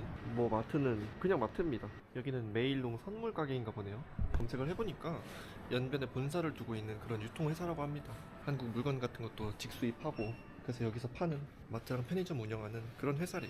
그 외에는 뭐 호텔도 있고 노래방도 있고 고깃집도 있고 카페도 있고 뭐 여러 가지 있네요. 그 위에는 사람이 사는 것 같아요. 여기 한 6층까지만 상가고 7층부터 한 14층까지는 집인 것 같네요. 월세를 한번 찾아볼까요? 저기 오피스텔의 가격은 12평 기준으로 한 달에 월세가 36만 원이라고 합니다. 여기는 1성, 2성 도시처럼 돈을 많이 벌 수 있는 도시가 아니기 때문에 엄청 규모가 크고 엄청 잘 사는 도시는 아닙니다, 연길이. 그래서 아까도 얘기했다시피 식당에서 일하면은 한 달 평균 60만 원을 받을 수 있대요. 그런 거 치고는 월세가 36만 원이면, 특히나 대학생이면은 좀 비싼 편이죠. 근데 뭐 학교도 바로 앞에 있고 상가들도 바로 밑에 있다 보니까 접근성이 좋아서 그런지 월세가 생각보다 많이 비싸긴 하네요. 길거리 음식점들이 하나둘 모여들고 있습니다. 저녁이 되면은 여기서 장사를 한다고 했거든요. 이렇게 모여들고 있네. 저는 하나도 없길래 겨울이라서 겨울에는 추우니까 사람들 잘 안 돌아다니니까 안 하나 보다 했는데 그건 아닌가 봐요. 저녁 될 때까지 좀 기다리면 될 것 같습니다. 지금이 오후 3시 40분인데 여기는 해가 좀 빨리 져요. 11월밖에 안 되는데 오후 4시부터는 일몰이 시작돼가지고 5시면 완전히 저녁이 될 거거든요. 한 2시간만 밖에 있으면 될 것 같아요. 아니면은 뭐 여기 안에 들어가 있어도 되고. 근데 막상 뭐 땡기는 게 없어요. 뭐 불고기 저런 거 먹으면은 이런 걸 못 먹을 것 같아가지고. 근데 시간이 되니까 한꺼번에 다 장사를 하러 오시네요. 생각해보니까 중국에 와서 양꼬치를 한 번도 안 먹은 것 같아요. 뭐 길거리에서 파는 닭꼬치는 먹어봤는데 양꼬치는 안 먹어봐가지고 여기 들어가서 몸도 좀 녹일 겸 맥주도 팔면 맥주도 한번 먹어볼까? 연변 맥주? 일단 한번 들어가 보겠습니다. 오이야 오이야 오이야 오이야. 뭔가 양꼬치 집에 어울리지 않는 모습 같은데. 한 명이야. 네, 감사합니다. 네. 양고기도 있고 뭐 이렇게 스캔해서 이렇게 고를 수 있거든요. 옛날식 양고기 하나, 또 원조 양고기가 있네. 원조 양고기 하나. 근데 양고기 왜 이렇게 종류가 많아? 이게 번역기가 돌아간 거여서 뭔지 정확히 모르겠어요. 지금 정밀한 고기줄을 입고 있다. 이게 메뉴 이름입니다. 뭐 이거만 봐서는 어떤 양고기인지 이해할 수 없어요. 그냥 제일 무난한 거 2개씩 시킬게요. 그러면 이거 4개. 좋은 날도 파네요. 좋은 날 한 병에 5,000원. 처음처럼 5,600원. 뭐 한국보다 조금 더 비싼 연변 맥주 2,400원. 뭐 이렇게만 먹으면 될 것 같아요. 너무 많이 먹으면은 나중에 길거리 음식을 못 먹기 때문에 꼬치 4개에 맥주 하나 시켰습니다. 뭔가 좀 고급스러운데요? 뭐 이 기기도 그렇고 얘도 뭔가 좀 고급스럽게 생겼어요. 그냥 쓰레기 담는 통 같은데 반찬도 뭐 이렇게 나오고. 이게 뭐지? 그 양꼬치에 뿌리는 소스인가 봐요. 순한 맛, 매운맛, 약간 매운맛 있네요. 엄청 매운맛은 저리 가고 순한 맛이랑 약간 매운맛 뿌려서 먹어볼게요. 제시 빙천 맥주라고 적혀있어요. 그리고 도수가 9도로 좀 높네요. 우리나라에서 파는 맥주랑 소주 사이의 도수. 따기 힘들게 이렇게 금치를 해놨어요.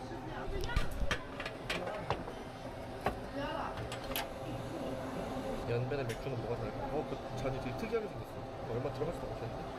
안모금치.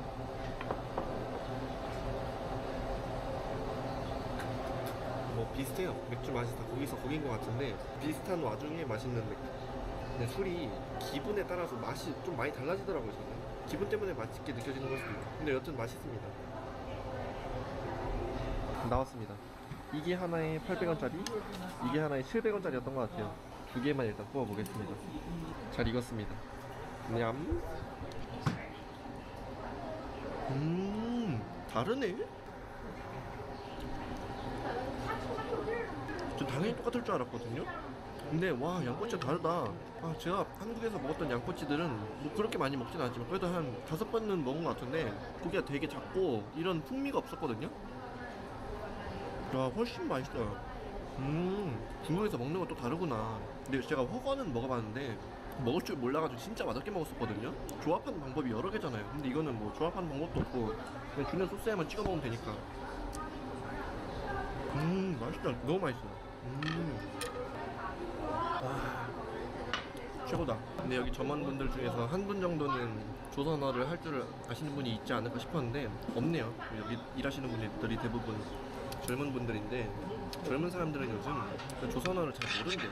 갈수록 윗세대, 윗세대보다는 한국말 하는 사람들이 비율도 줄어들고 그러고 있는 추세라고 합니다.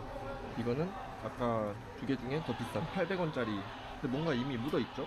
이걸 안 찍어 먹어도 되는 것 같은데 간이 안 돼 있어요. 의외로 이게 묻어있는 줄 알았는데 그게 아니네.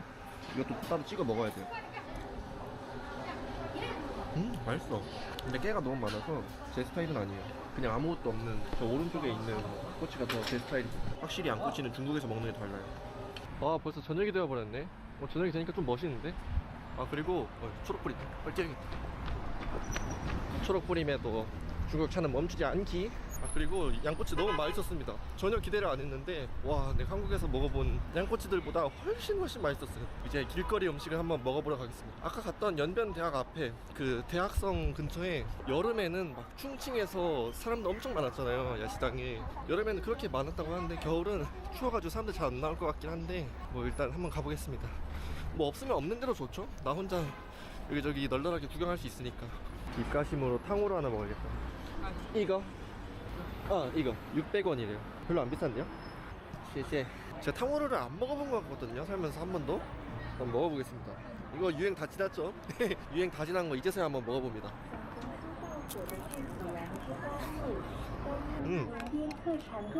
안 먹어본 게 맞는 것 같아요. 내가 이런 식감을 느껴본 적이 없어. 그냥 얼음에 얼린 스테비아 방울토마토를 먹은 느낌인데 이 오렌지 좀 다르려나? 귤이네요.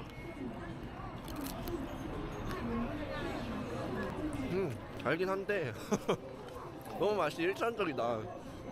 맛있긴 하네 그래도. 여기 염전에는 중국이랑 북한이 한 점에서 만나는 그런 훈춘시라는 데가 있습니다. 그런데 여행하는데 6만원이면 된대요. 여기는 모자 파는 데네. 저쪽으로 넘어가야지 음식을 파는 데가 나올 것 같아요. 그리고 여기는 와 아주 멋있다. 아까 갔었던 연변대학입니다. 오 대학이 멋있어요. 진짜 건물은 조명이 다 하는 것 같아요. 조명만 잘 설치해도 몇 배는 더 비싸 보여요. 야 중국 음식을 한국식으로 해서 먹네. 뭐가 많긴 한데 저 지나다닐 때마다 사진 찍습니다. 저기 감시 카메라가 자동차 찍는 거예요. 와 여기는 생선 꼬치가 있는데 사람 손바닥에 2배만 해요. 저거를 들고서 먹을 수가 있나? 오뎅 같은 것도 있고 삼겹살 마리 같은 것도 있고 떡볶이다. 아 근데 중국이나 연변에서만 먹을 수 있는 뭔가를 먹고 싶은데 다들 뭔가 한식 특화 거리인 것 같아요. 떡볶이도 그렇고 대체로 맛있어 보이는 것들은 다 한국에서 온 것들이네. 한국 호떡, 서울 호떡. 야 길거리에서 게장도 팔아? 어떻게 먹는 거지? 포장을 해주는 거겠죠? 여기서 손으로 잡아서 먹는 게 아니라. 와 근데 이 음식점이 저 끝까지 있어요. 생각보다 많네. 여기 연변이 순대가 유명합니다. 이거 그래서 순대도 한번 먹어보려고요. 가격은 3,000원이래요. 아 제가 진짜 근본이 없어가지고 그 순대도 소금 맛으로 먹고 저 회도 초장 맛으로 먹는 사람이거든요. 근데 소금 같은 걸 따로 안 쪘어요. 아 뭐가 다를까 싶어요. 이 고기가 조금 더 많이 들어간다고 하긴 했는데 나는 소금 찍어 먹어야 된다. 근데 지방마다 다 다르다면서요. 초장 찍어 먹는 데도 있고 쌈장 찍어 먹는 데도 있고 뭔가 더 퍽퍽해 보이긴 해요. 그리고 새까맣습니다 얘가. 뻑뻑해 보이는데 뻑뻑하고요. 소금이 필요할 것 같았는데 소금이 필요합니다. 간이 되어 있긴 한데 제 개인적으로는 소금 찍어 먹는 거 좋아해가지고. 근데 양꼬치는 아까 와 연변 오면 꼭 먹어야겠다 싶었는데 순대는 뭐 그 정도까지는 아닌 것 같아요. 뭐 먹을만 한데 뭔가 되게 뻑뻑한 느낌이에요. 삼겹살도 즉석에서 구워주나봐요. 이거 근데 비계가 좀 많아 보이긴 한데 뭐 맛만 있으면 그만이니까. 근데 어쩌다가 이렇게 꼬치로 굽게 된 건지 궁금해요. 삼겹살은 다 철판 위에다 구워 먹는데 삼겹살에도 쓰란을 뿌려서 주네요. 꼬치인 이유가 있네. 그건 뭐지? 소금인가? 소금이랑 후추인 것 같아요. 여기 순대 그릇에 달라 있습니다. 찌란을 찍어 먹는 삼겹살의 맛은. 와 너무 많이 뿌린 게 좀 흠이긴 한데 맛있네요 생각보다. 제 생각에는 소금 찍어 먹는 것보다 맛있는 것 같아요. 쌈장보단 좀 아쉽고 그래도 맛있어요. 난 삼겹살 꼬치에 해먹는 게 신기해가지고 먹어봤는데 하나에 1,600원입니다 한 꼬치에. 이게 찌란 소스가 입이 얼얼하게 매우면서 은근히 달아요. 그래서 더 맛있는 것 같아요. 제가 단 걸 좋아하거든요. 와 중국이 이런 기념샷에 진짜 진심이거든요. 그래서 이렇게 돈 받고 찍어주는 사람이 있어요. 보니까 10위안인 것 같아요. 한번 찍는데 2,000원? 그래서 중국 사람들은 특히 젊은 여자애들은 전통 의상까지 입으면서 막 이런 기념사진 남기더라고요. 제가 그 영상으로 봤을 때는 이게 완전히 그냥 움직일 수 없을 정도로 사진사가 많았는데 지금은 추워가지고 그런지 뭐그 정도까지는 아닌 것 같아요. 한 절반 정도? 찍으면 이런 식으로 나오나봐요. 와 여기도 상가도 진짜 압도적이죠. 빼곡합니다. 마지막으로 탕후루나 하나 더 먹어야겠다. 니하오. 이거.谢谢. 바이바이. 맛있네. 이거 왜 초딩들이 좋아하는지 알 것 같아요. 근데 너무 많이 먹으면 안 될 것 같은 느낌? 건강이 안 좋아질 것 같아요. 와, 어제 버스 타고 가면서 봤던 왕씨 발 관리를 여기서 또 보네요. 근데 왕씨 아저씨가 수완이 좋은가 봐요. 바로 옆에 왕씨 꿀벌원도 있습니다. 발 관리는 왕씨 발 관리. 아, 그런데 저 같은 초딩이 한두 명이 아니었나 봐요. 그 중국은 띄어쓰기가 없거든요. 예를 들어서 저기 연희 맞춤 제작 선물 저거 다 붙여 쓰잖아요. 근데 왕씨 발 관리는 띄어쓰기를 하셨네요. 저 같은 모질 새끼들이 장난을 쳤나 봐요. 왕씨 아저씨가 띄어쓰기를 하셨네.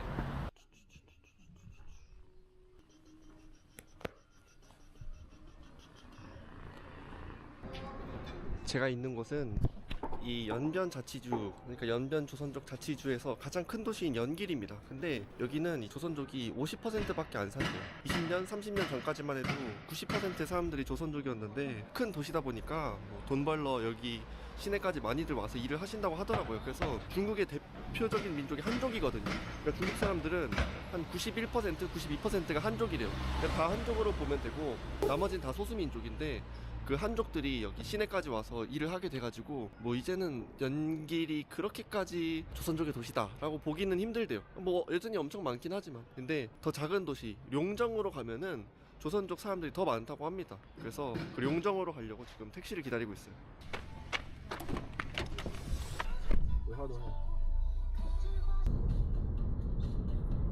용정시에 도착을 했습니다. 여기가 용정시청이래요. 안에는 들어가 볼 일이 없을 것 같고, 아까 연기시는 한 40%에서 50% 정도가 조선족이라고 했잖아요. 근데 여기는 한 70%가 조선족이라고 합니다. 비율로 따지면 훨씬 많죠. 아직 밥을 한 끼도 안 먹었는데 관련된 음식을 먹을 수 있지 않을까 싶어요. 아, 근데 저는 뭔가 좀 북한 문화?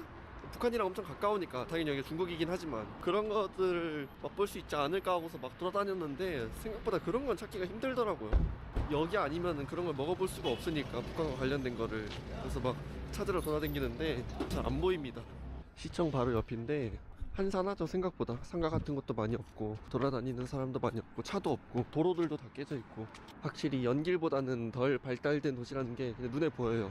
이게 아마 사람들이 사는 빌라 같은데 뭔가 좀 중국풍이라고 하기에도 그렇고 러시아랑 가깝다고 해서 러시아풍이라고 하기에도 그렇고, 북한은 뭐 또 이런 게 없다며요. 이 유리창을 잘 안 쓰는데요. 집에서 유리창을 만드는 게 생각보다 고급 기술이라고 하더라고요. 그 도문이라는 데를 가면은 북한 사람들 사는 거를 직접 눈으로 볼 수가 있는데, 뭐 저는 안 갈 거긴 하지만 이런 빌라 같은 게 지어져 있긴 한데 유리창이 없다고 합니다. 그래서 비닐 같은 걸로 유리창을 대신한대요. 이 안은 앞에 놀이터가 있는 걸 보니까 어린이집 같아요. 야, 밤에 보면 무섭겠다. 씨. 뭐야, 어떡해. 친구 대가리가 깨져 있어요. 대게사네? 대가리 깨진 사슴? 아, 누가 옆에도 파먹었구나. 오우 쉣. 이런 흉물이 아파트 한가운데 있다니.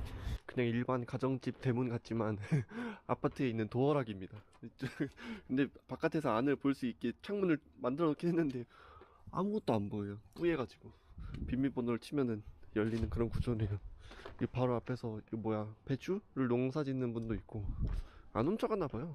편의점 같은 거 잘 안 보이고 이런 상점 같은 게 보이네요. 옛날 상점.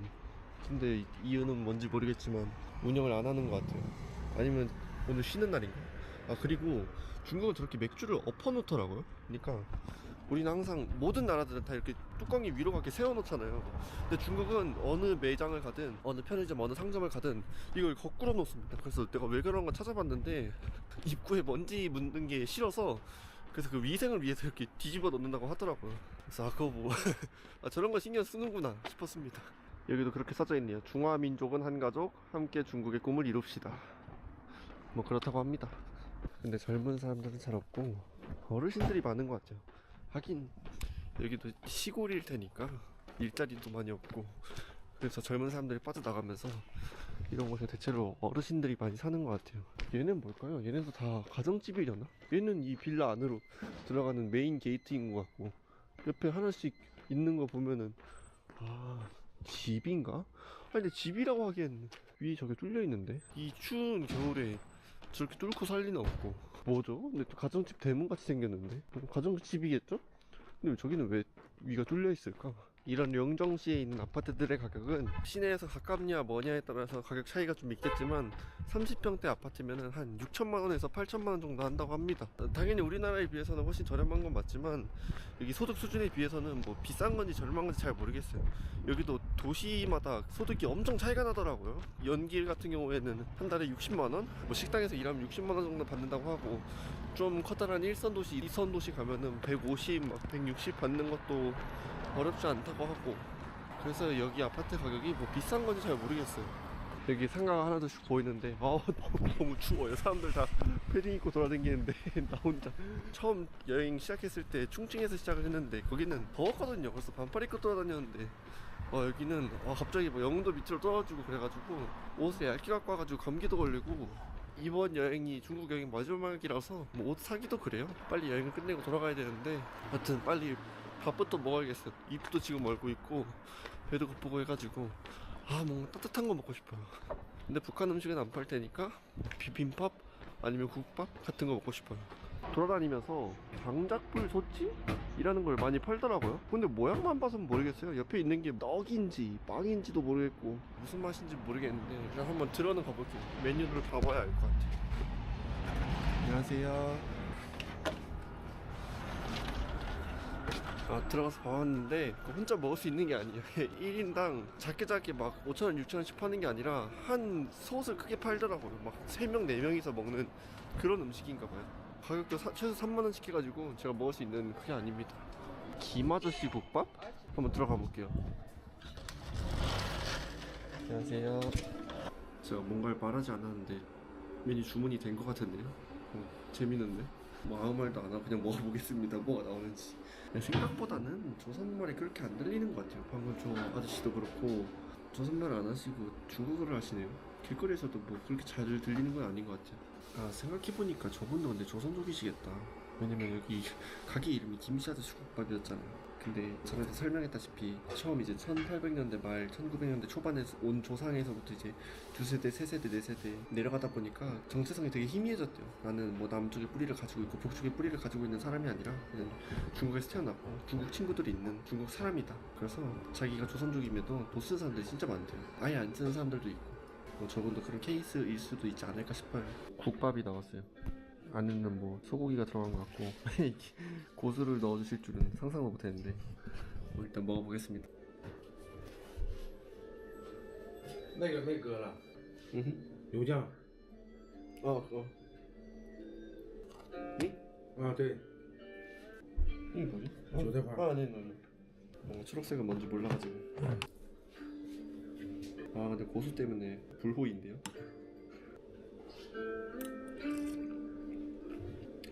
생각보다 맛있는데요?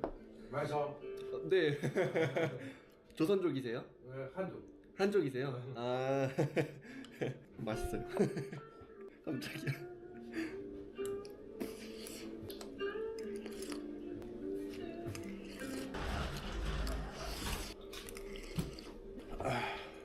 먹고 나왔는데 너무 맛있었어요. 엄청 잘하는 순댓국밥집 가서 순댓국밥 먹은 느낌입니다. 맛도 비슷하고 그 고수만 안 들어갔으면 진짜 엄청 맛있을 뻔했는데 저는 국밥에 고수가 들어갈 거라고 생각을 못했어요. 그래서 아무 말도 안 하고 그냥 받았는데 고수가 둥둥 떠 있더라고요. 그리고 계속 그게 마음에 걸려요. 저 아저씨가 분명 김씨 아저씨일 텐데 저 쬐끄만한 국밥집에 저분 말고 뭐 또 다른 김씨 아저씨가 있을 가능성이 그렇게 크지 않잖아요. 그리고 여기가 조선족 밀집 구역이니까 저분도 조선족 출신의 김씨이지 않을까 당연히 그렇게 생각했는데 왜 한족이라고 얘기를 하신 걸까요? 굳이 뭐 거짓말을 하신 것 같진 않고 여러 세대를 거쳐오면서 한족이랑도 결혼을 하면서 주변에 친척도 한족이 많고 그래서 자신을 한족이라고 생각하시는 건가? 그게 좀 이해가 안 돼요. 국밥은 4,400원 나왔습니다. 길거리에 경운기가 돌아다니는 거 보면은 확실히 시골이네요. 그래서 사람도 잘 안 보이고 근데 날씨가 더 안 좋아서 그런지 더 뭐랄까 도시가 되게 작고 삭막해 보여요. 하필 그리고 첫눈을 여기서 보네. 제가 올해 들어 보는 첫눈입니다. 좀 하나씩 떨어지고 있어요 제 얼굴에. 룡상 종합 슈퍼, 뭐랄까 마트라고 해야 되나? 마트 치고는 뭔가 좀 다르게 생겼죠. 그죠? 시장 같은데 그 각각의 섹션마다 주인 아주머니가 계셔야 되는데 주인 아주머니 여기 계시네.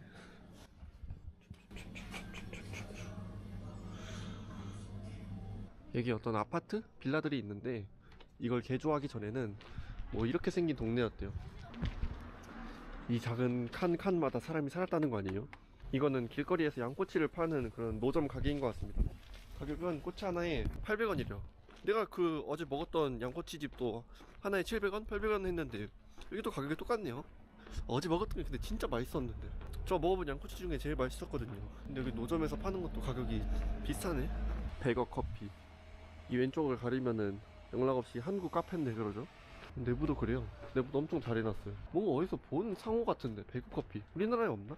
어떤 아파트 단지 안에 들어왔는데 여기는 지하주차장 같은 거를 안 만들어줄 것 같거든요. 그래서 그런지 여기에 번호가 적혀 있습니다. 이 차고같이 생겼는데 1번부터 수십 번까지 있는 것 같아요. 여기다가 다 주차를 하는 것 같습니다. 이것도 나름 필로티 구조긴 하네. 처음 보긴 하지만.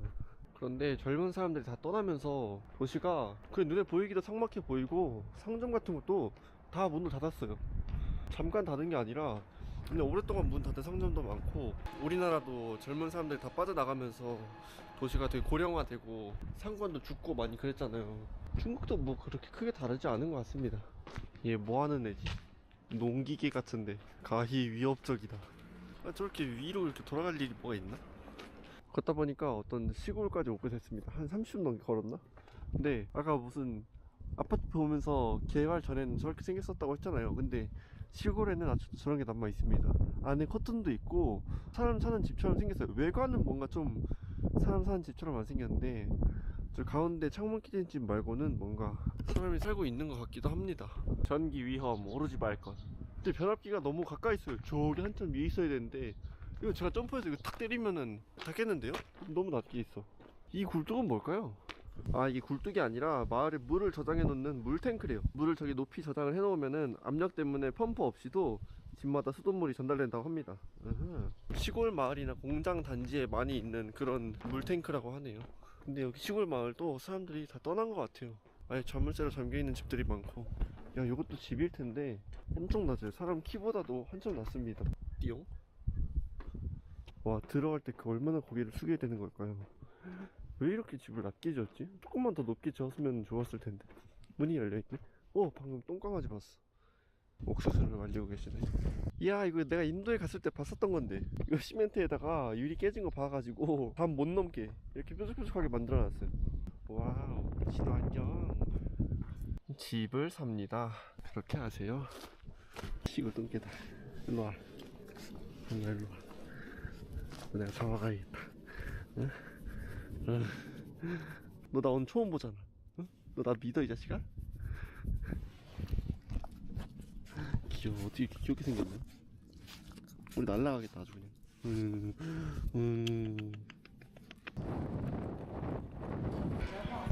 연변 공항에 도착했습니다.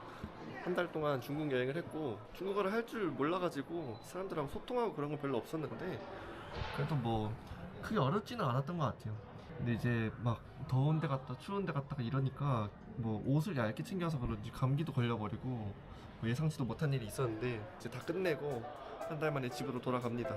연변 여행은 돌이켜보면은 그런 뭐 글자 색깔이랑 폰트 때문인지 약간 북한 여행을 하는 기분이었습니다. 생각보다 한국말 하는 사람을 많이 만나진 못했는데 뭐 비율상으로는 아직도 절반 정도는 조선족이라고 합니다. 근데 어제 만난 김씨 아저씨처럼 김씨니까 어쩌면은 조선족의 피가 흐를 수도 있다고 생각하는데, 조선족의 피가 흐름에도 불구하고 조선어를 못하는 사람이 있는 것처럼 비율보다도 조선어를 할 수 있는 사람은 더 적을 수도 있을 것 같다는 생각이 듭니다. 여튼 중국 여행은 여기까지고요. 집에서 좀만 쉬다가 더 새로운 대륙으로 가도록 하겠습니다.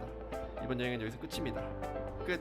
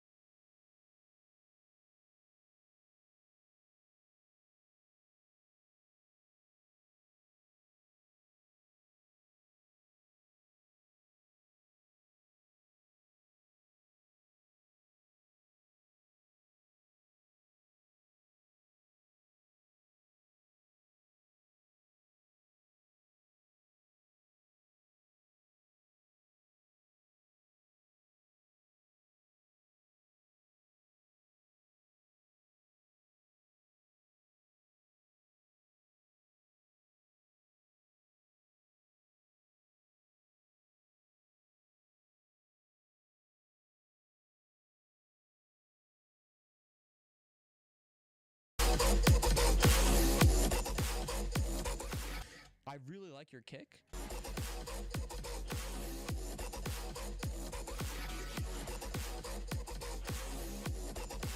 Yeah, my only kind of complaint or critique is just with the low end, the sub being a little too clean and me wanting a little bit more grit, a little more oomph. That's right, but Neon. Favorite track of the stream so far? Definitely. I mean, this is insane. I'm trying to think if I have anything else to say. Anything else to get? Oh, one thing I do actually. Two things actually. Two things, sorry. I was so obsessed with the drop, I got distracted with the breaks. Okay, I'll keep this brief. On the first break here, that main little guitar / sitar riff, it sounds severely underprocessed. It still sounds almost like a raw recording.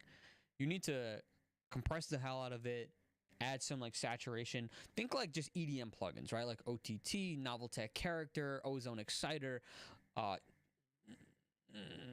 maybe Thermal. Like you don't want to add distortion, but you essentially want to brighten up this sound so that it has that like EDM modern flair, because it feels a little underprocessed. It feels a bit raw still. So I would just process that guitar a little bit heavier. And then the other thing, coming into this section, I believe, I thought this section sounded a little random.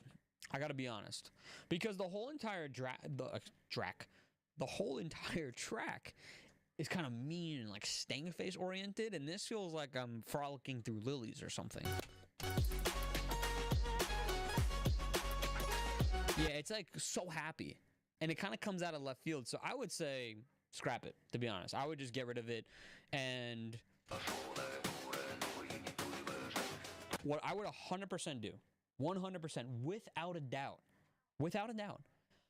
make one of the style breaks where the second break is just one long build-up into the second drop. So two examples I can think of in my head are the Hardwell and Afrojack track with Julian Cross called Kutmug. It just came out. The second break is just one long build-up. And an even better example, because it's mid-tempo, is Dylan Francis and DJ Snake Get Low. I'm pretty sure one of the breaks, if it's not the second, then it's the first break. One of them is just a super long build-up. That's what you should do instead of this kind of like frolicking through lilies section. I'm gonna call it that. Okay, but other than that, dude, favorite track of the stream so far. I think that sounds insane. Okay, next up we've got Musco, Energized. Let's take a listen.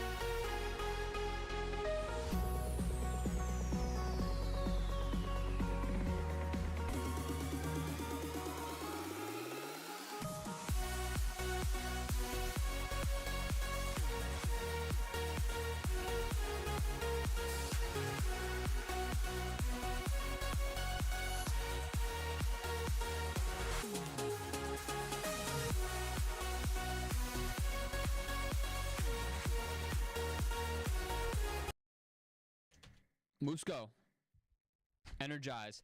Yo, this is dope. This is dope. I will say that the leads are actually my favorite part about this track. I think the leads are very good. They're very, very good. I actually think that everything else, the surrounding cast, is what's holding this track back a little bit. And it's first apparent in the hands up moment here. I think that the chords and bass are not really harmonizing well with the lead melody at all.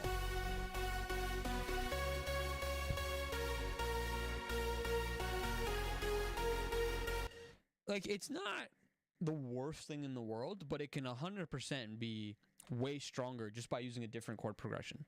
So I'll share one of my favorite tricks. It's super simple.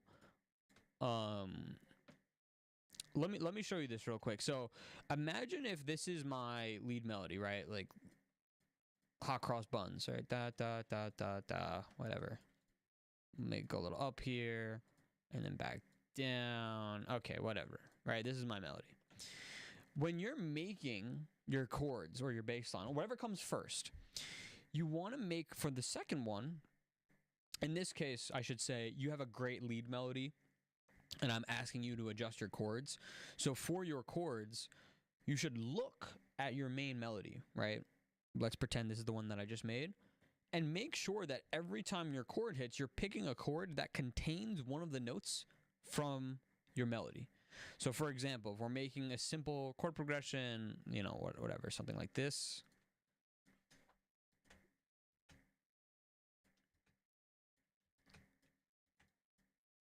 Yeah, let's say something like that, right? This is kind of what it sounds like to me. It's like you're not really harmonizing well with the notes that are above.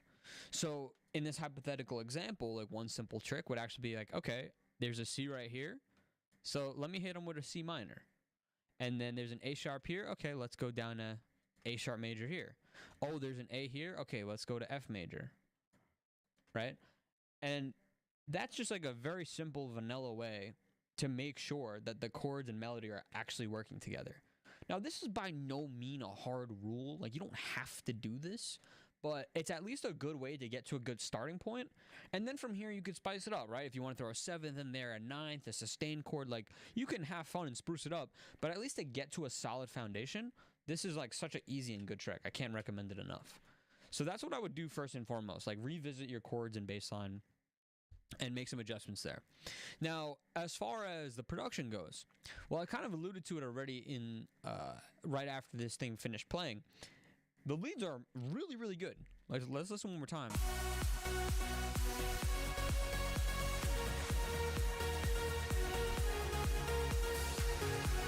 Dude, I really like your leads. I think they have that prog feeling, but they don't feel overly generic. Like, they have a unique kind of character to them. I really like the leads, but the supporting cast is kind of dragging them down. You need to make sure,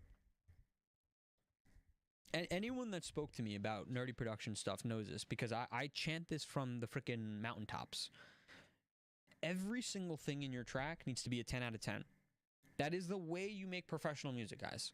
So I like to give myself like a fake rating system, and I'll say, okay, is my lead group a 10 out of 10? Is my chord group a 10 out of 10? Is my drum group a 10 out of 10? And you can even go in more individual. You can say, is my kick a 10 out of 10? Right? And so on and so forth. And by doing this exercise and being honest with yourself, you kind of give yourself a roadmap or a sense of direction to what you actually need to go and improve upon.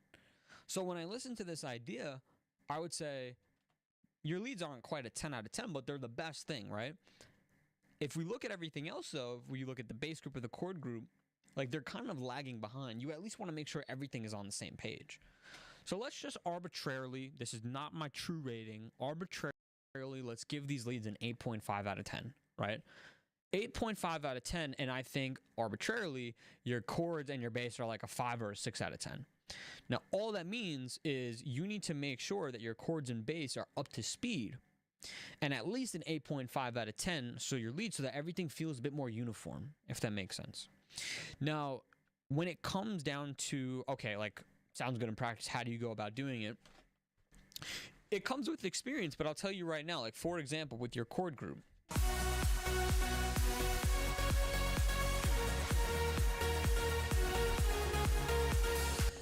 I feel like your chord group, I can hear the melodics, like I can hear the harmonic content, but it doesn't sound special. It doesn't sound like, oh, that's a really interesting and fresh sound. And that's actually what I recommend. Like, when I'm talking about this arbitrary scale, right? Like we'll call it Rios's fake rating system. I don't know. That's a horrible name. Actually, I'm gonna hire Neon. Neon, I need a cool name for my system, dude. You've been on fire. I'm requesting Neon right now. Neon's gonna come up with a nice name for my rating system, but to go back to what I was saying on a serious note, when it comes to your chords, for example, if you're like, I don't know what to do, dude, just make sure it sounds cool. Like my first test is listening to the group in solo and being like, am I entertained? Like, does this sound good? And that should always be your first step, but be honest with yourself, because oftentimes you'll be like, oh, my chords aren't that important, and like the chords are just there, and then my leads are on top, and the leads are the star of the show. But it's like, no, especially in prog, if your chords stink, if your bass stinks, or if they're subpar, it's gonna drag your leads down. And honestly, it's true for every genre, but especially in prog, I think it's super apparent, and I think it's easy in prog to hide stuff. You know, you're like, I have 19 layers in my drop. No one's gonna hear this chord, but it's like, it makes a difference, dude. I'm telling you, take it from me. It makes a difference. So the first step is like, does this sound cool? And then from there, you can get a little bit more technical, like, okay, is it operating in the correct range? So on and so forth. But I think, not to overwhelm you, but just to take that one piece of advice right now is like, assess them honestly. Be honest, do you like the sound? If not, work on finding a cooler sound. Very simple. That in itself will already give you a lot of improvement. Just paying attention more to some of the background elements, because I do think that oftentimes we just forget about them or sweep them under the rug. But that's going to make a really big difference in this job. To be more specific, if I got my hands on this, I would actually give you similar advice to what I gave Mia a few moments ago. I think you need more aggressive chords in the mid-range. Or actually, I can give you a slight curveball. If you don't want to go for the init saw chord combination, you can go for a bright dance piano. That also sounds really good. That's also a winning combination for progressive house. There's a nice, bright, rhythmic dance piano in the drop. Garrix does it. Decent Sadko do it. It's a really, really good way to get richness and power in your kind of mid-range group in the drop, the background synths, if you will. For the bass too, I think definitely, in my opinion, you can 100% use some kind of mid-range nasally bass. I think given that this drop is a dotted rhythm, personally, I like when rhythms kind of counteract each other. So I would recommend your classic 16th note rolling bass line, da-da-da, da-da-da, da-da-da, da-da-da, right? I can actually hear it in my head super clear.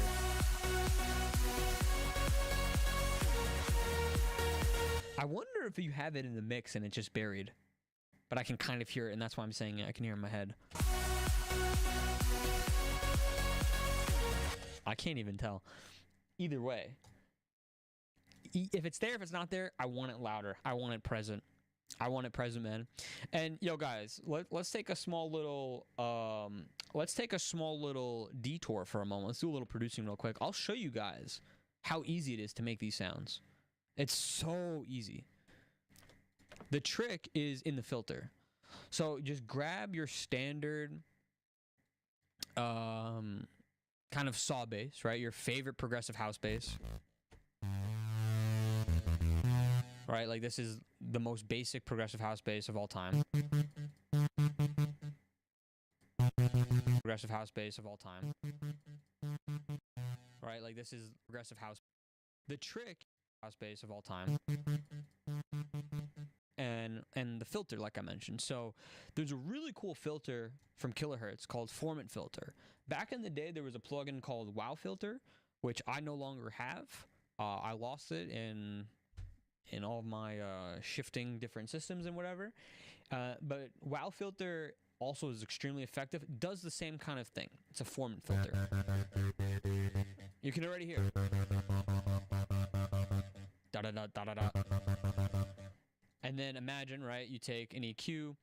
In this case, we don't need any lows because this is just kind of like a mid-range texture. Only cut this much you've got a nice warm base and a sub already. Only cut if those are the circumstances.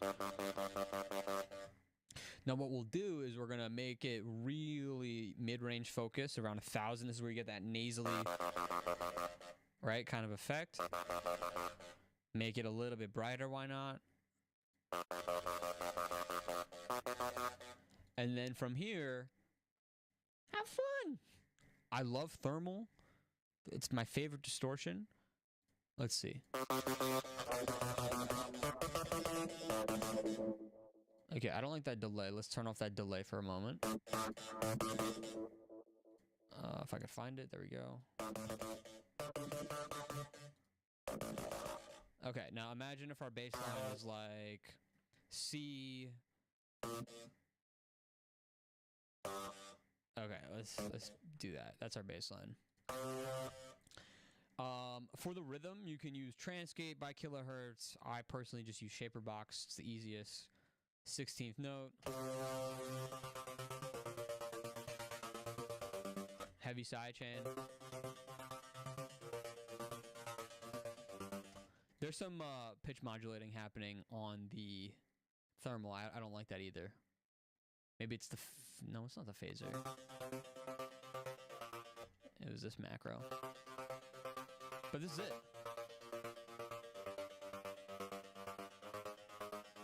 And like that's how you get this kind of like vocally talking bass line. And the beautiful thing is this process is super repeatable, but if you just switch the sound, maybe try a different distortion unit, maybe try a different plugin altogether, switch the source sound, like you can get so many different results, but the principles kind of stay the same. But yeah, talking progressive house bass, the rolling bass, super, super great combination, and it adds so much energy. So that small detour is all to say, Brother Moscow needs that in his track, and I think a lot of you guys can make use of this trick. And keep in mind, dude, by the way, you don't always have to put a Foreman filter, right? If you don't want it to sound like it's talking, even if it's just this, that's also great, right? You could switch the preset. Maybe not that. I'm looking for something a bit more aggressive here. Yeah, like this. Go down an octave. This is what I'm talking about when I say it should be a more high-mid focused bass. Like, of course, there's still frequencies across the board, barring the lows, but the emphasis is on the high mids. It's not the opposite. So it's not going to muddy up with everything. It's going to actually play well, and it's going to add a lot of energy. So anyway, I'm going to get caught in producing. So let's move on.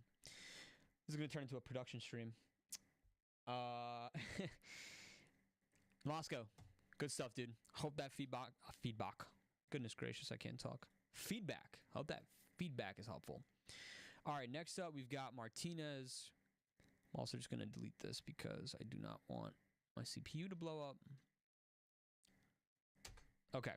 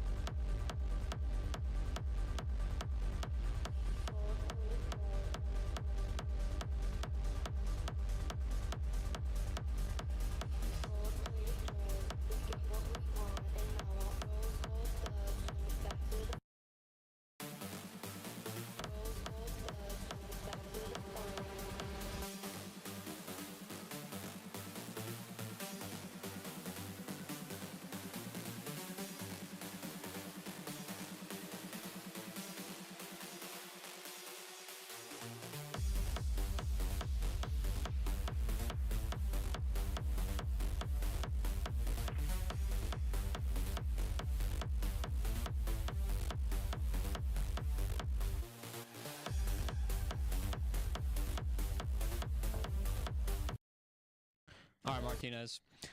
I really like a lot of these key components in here. I do. I think your strongest asset, actually, in this entire track, at least from what I've heard thus far, is the break. I think your break with this washed out vocal and this respace.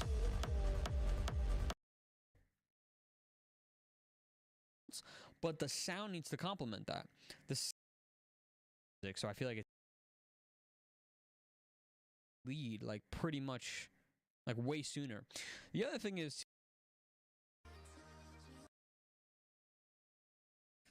and let's check out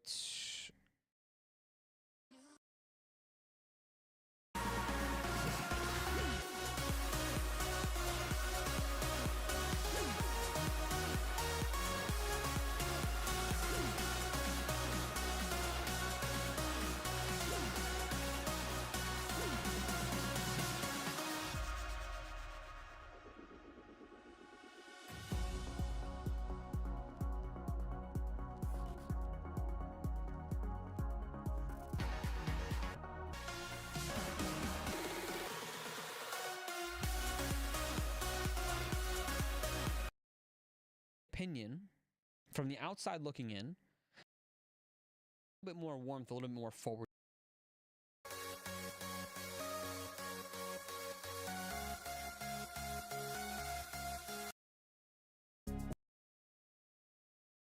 Next level, but guys, kudos for making this ravey emotional section. It's going to be more dodge.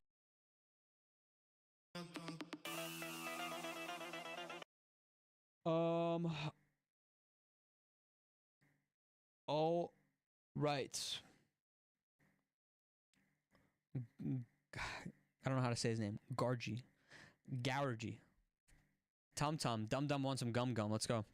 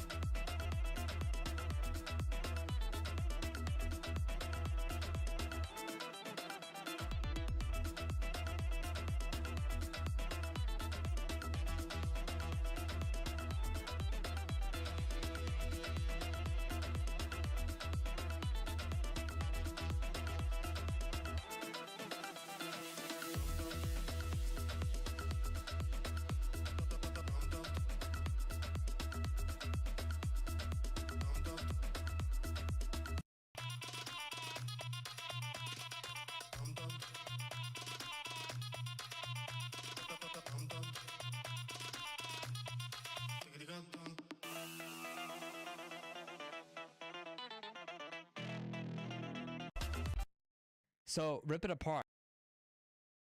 I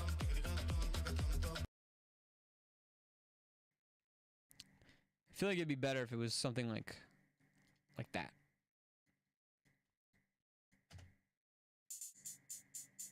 As opposed to it being so like sustained. And let me just quickly review the break one more time.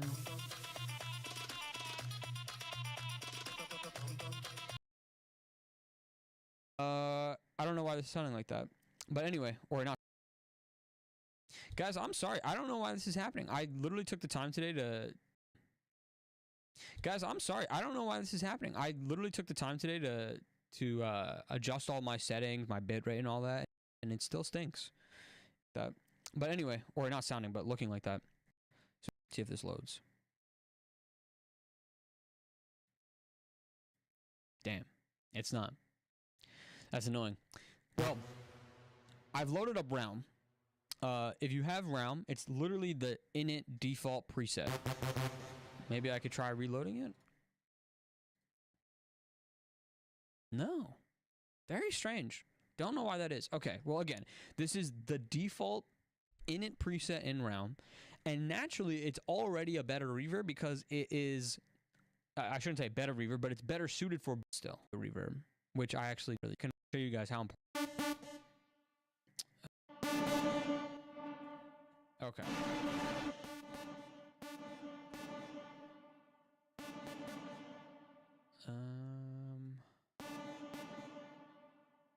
This is not the best example, but whatever. The point is, the bottom line, just like I showed you guys before with that EQ, if you're using sends, you can actually customize. Like, I make careful, but generally speaking, the principles are going to be the same. You're going to want to make sure that the main response is more high mid focus. So that means cutting off the lows, right? So, like, it's mixed very loud because I'm just demonstrating, but you can already hear that, like, the reverb is far brighter now. Now, one thing about this particular reverb sound is there's no sizzle, which is good, but let's just pretend there was sizzle. You don't want that in your reverb as well, so we would go ahead and chop some of that off. And now you can hear the reverb is just focused on this section. Now, again, let's be super clear. This reverb stinks, but I'm just showing you how you would go and make your curve, right? It would look something like this. And this is when you take a dark reverb and make it brighter.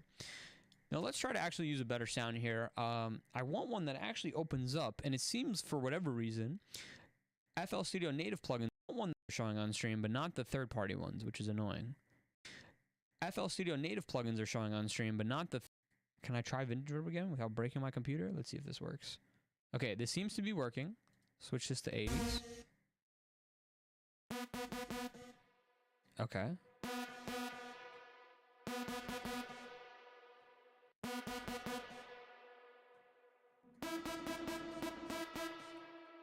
Okay, so what we would do is we open up this filter a bit here.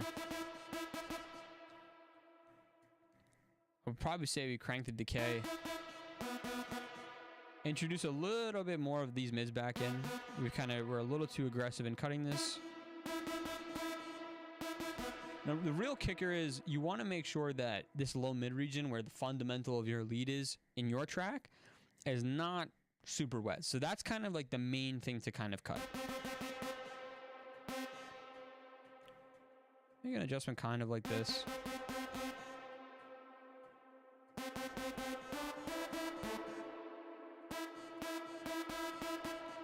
And then what you'd want to do is after you make your reverb or your send or whatever, you put them back on the same group, right? So this would be the reverb send.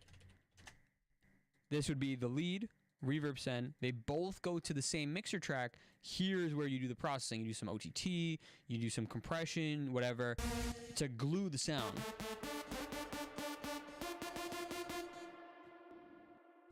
And this is, oh, I should also open the high cut on here too. That's another really important thing. If you're using Vintage Reverb, for example, or if you have access to the parameters within the reverb, also pay attention to the way the EQ is, because before at 800 hertz, it's where it's sounding really dark. Also, if you have Vintage Reverb, the 70s color is the darkest tone.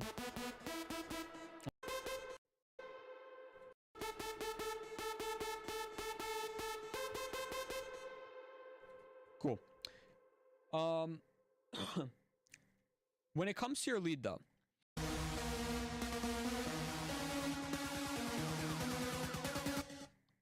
it's missing this feeling of being well packaged and simply but burnished feeling, as I mentioned before. A little bit more of like a polished feeling, a little bit more of that. Other things like nice kick. They on. I personally kind of like this rumbly feel that you've got going on. Nice waveform.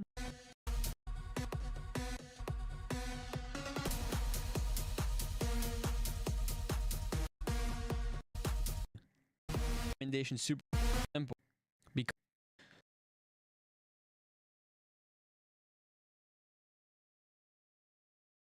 improve how the kick sounds and stuff.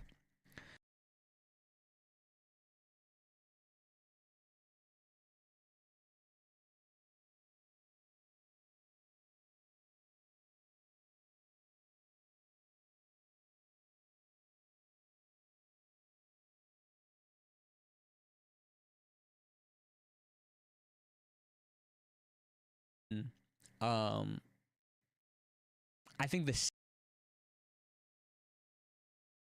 vocal with the acid little stabs that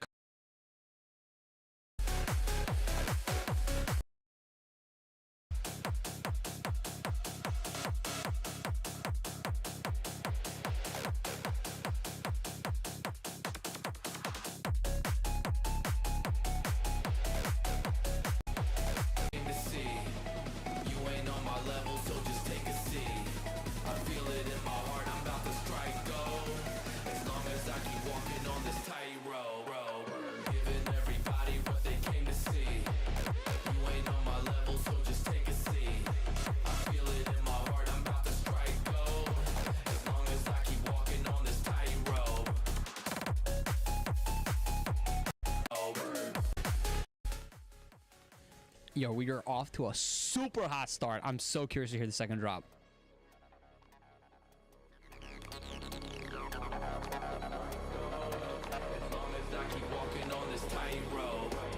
Everybody shook when I hit him with the rapid flow. So sick with the bars, I think I'ma catch it cold.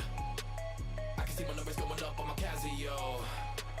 Started from the bottom and now I'm stacking dough. And I'm not gonna split bread like a gyro. People loving me in every single time zone. I'ma mix it being woke and the psycho go 0 to 100 all nitro. I'm the best of the best, no typo. Homie, I can out rap you on a blindfold. Legendary albino, call me whatever you want, get a down tone. Let the bass ride, bust the brake light. Keep the same vibe, I'ma stay fly. Let the bass ride, bust the brake light. Keep the same vibe, I'ma stay fly.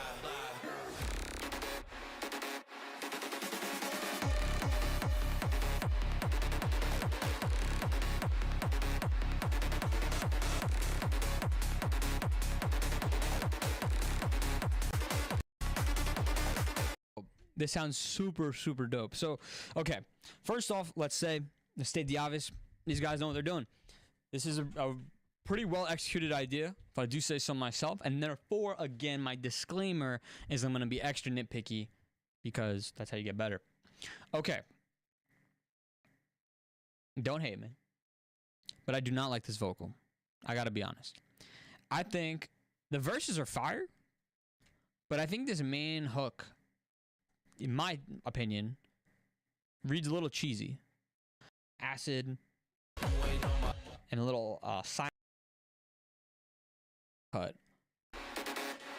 Oh, Fab Filter doesn't work on the stream for some reason. Hold on. 1 second, folks.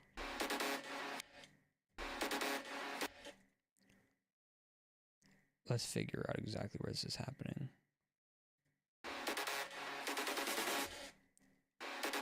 $220? Bro, I am not high passing my leads past 100. I feel like you're cutting out so much goodness here. That's some super sauce, actually, if I'm being honest. Especially on big room leans, like, you want them to have bass frequencies. That's like what makes them feel so fat. So, yeah, I mean, whatever high passing you did, just undo it. Keep that bass in. When it's playing in solo, it should feel fat. That's your rule of thumb. In this moment, it should feel fat, not thin. Like, every time, da-na-na, da-na-na, you should feel it in your chest.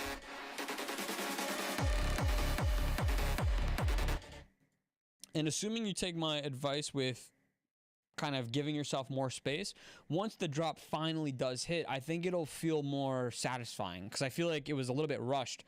And it's like, I feel like if I'm at a show and I'm drunk and I'm like listening and I'm ready for the drop, I feel like I would jump in correctly. I feel like I wouldn't even like time it right. I'm like, oh, the drop's here already. Oh.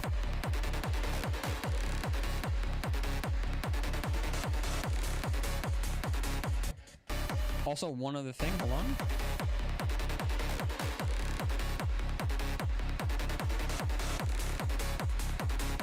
No, it's good.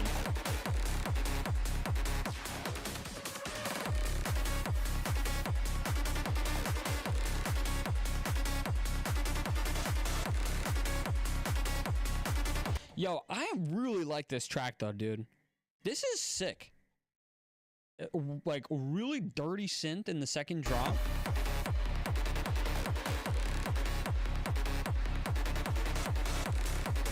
Yeah, man. I think there's a lot of potential here. Hopefully my advice is helpful and maybe you guys will take it cuz I really like this idea, man. Good stuff, gentlemen. All right, next up we've got Rave. This is by Damien. I made a little note here.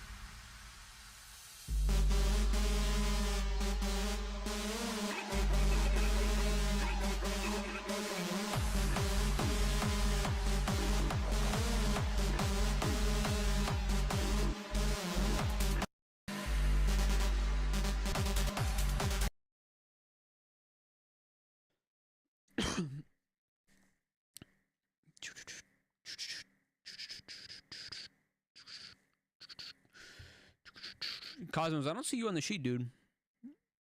Is your name not Cosmos?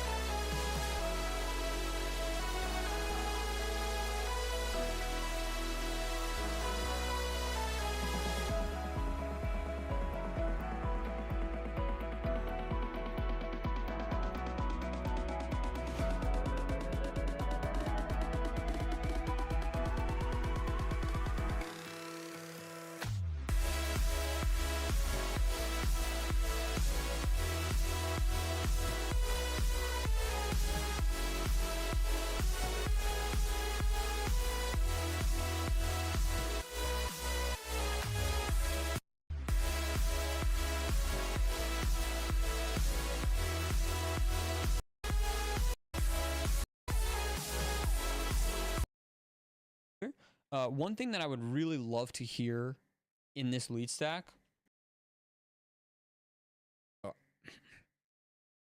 a great business idea would be to figure out how to remodel Arts Acoustic and re-release it with their permission, because it is no longer for sale and it is still one of the best reverbs. Okay, so let's just say, for example, we have our lead like this.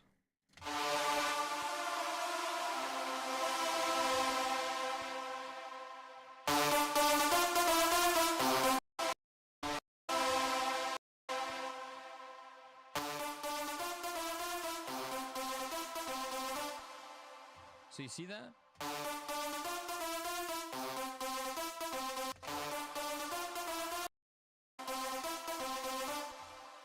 by having it in parallel, we have maximum control. We can EQ if necessary. We can compress. We can distort if necessary. We have full control over the volume. And again, we want to, doing this trick of duplicating it in your timeline will force your brain to view it as an instrument. And by doing that, you can find that right blend where in the context of everything, chords, bass, kick, etc., you can make sure that it's cutting through enough and is obvious. Because I think for a lead like this, when your lead is sustained and not really like doing that much, it's fine, but your lead needs to be really freaking cool. And I feel like for this style, especially, the washy lead does really well, but you're just missing that. So try that out for yourself. If I can give you a track to think about, I think it's called Thinking About Myself. Hold on. It was an old trap song that was released on Stamped. I'm not going to play it because I don't want to get copyrighted. Funny song. But there's so much reverb that it's... as far as sounds go, bass guitars, drums. With the incredible dubstep snares.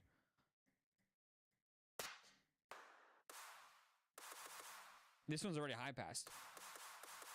So you should use noise like that instead of like the noise that's in that snare. It sounds like it just doesn't fit for a big drop like that.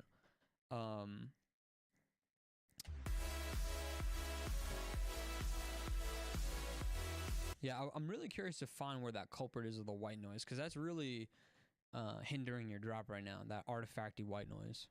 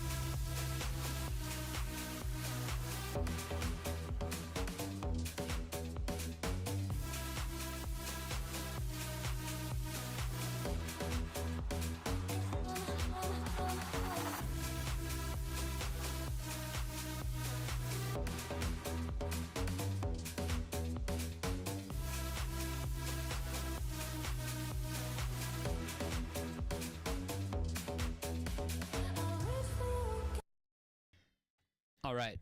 I think this is Mouse. Mouse, if you're in the chat, let me know. I think this is Mouse. Walking Mouse. I think that's his name. Anyway, point is, all right, there's some good bones here. There's a good amount that I would recommend, actually, that check out his pack. The drums are already going to sound more in your face and therefore a little bit better. For the hat, you can keep things a little bit simpler, but for the hat, the main takeaway, you have for bass house. Now, one giant rule of thumb across the board in any genre, if you want your kick to stand out, you must sidechain.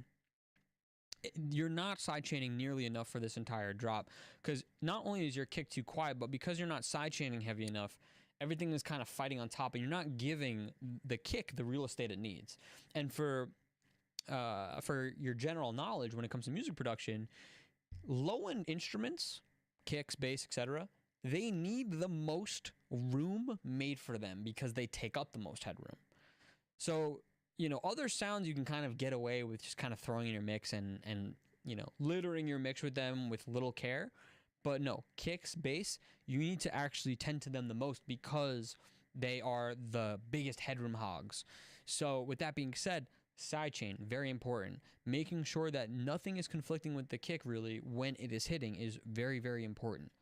Now, as far as the clap goes, we talked about the kick. As far as the clap goes, I mean, the clap, you have a little bit more like creativity, I think, but generally speaking, like a crispy house clap is going to do you justice. Like, this is fine. This is good. Nice smacky clap, nice and bright.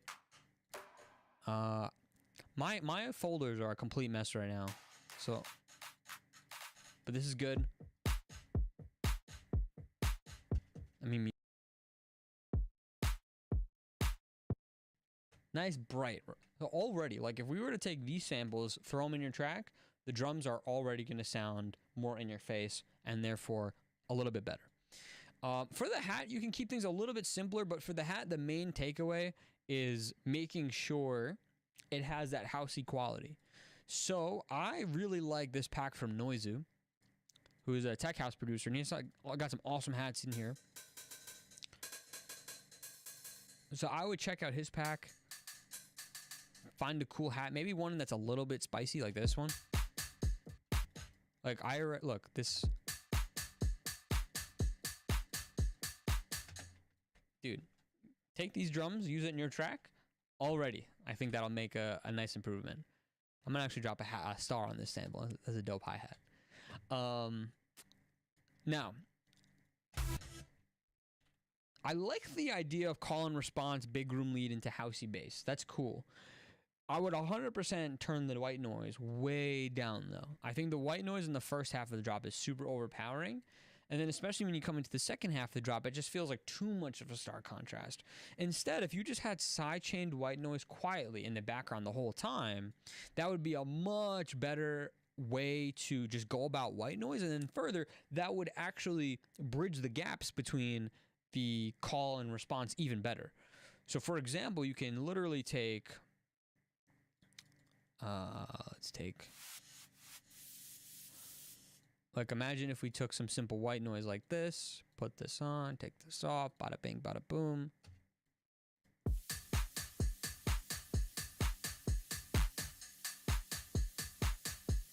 Just have this in the background lightly instead of it having blasting for 2 bars and then having it dip out.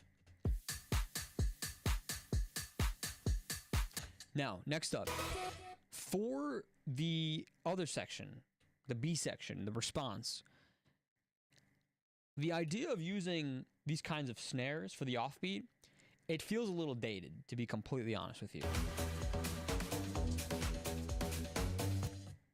That just sounds like something that would be more popular in like a 2012 or 2013 style track. Instead, the trend nowadays, or something that just sounds a little bit more modern, I don't even want to call it a trend, it's just to keep things a little bit more simpler when it comes to the type of percussion that you're using. But using big chunky snares like that is just not the move. So instead, if you have a nice kind of rhythm like this, you're going to keep this groove going the whole time. I'll show you a trick that I did. Instead of using a big chunky snare like that, instead maybe use something like a small bit crush tom. Like that sounds a bit more modern, right? For example, see if I could find it. I used it in Way Back Home. Yeah. So imagine, like, in Way Back Home, I did this for my B section. In Way Back Home, I did something similar. I had a big synth and then this kind of, like, weird B section.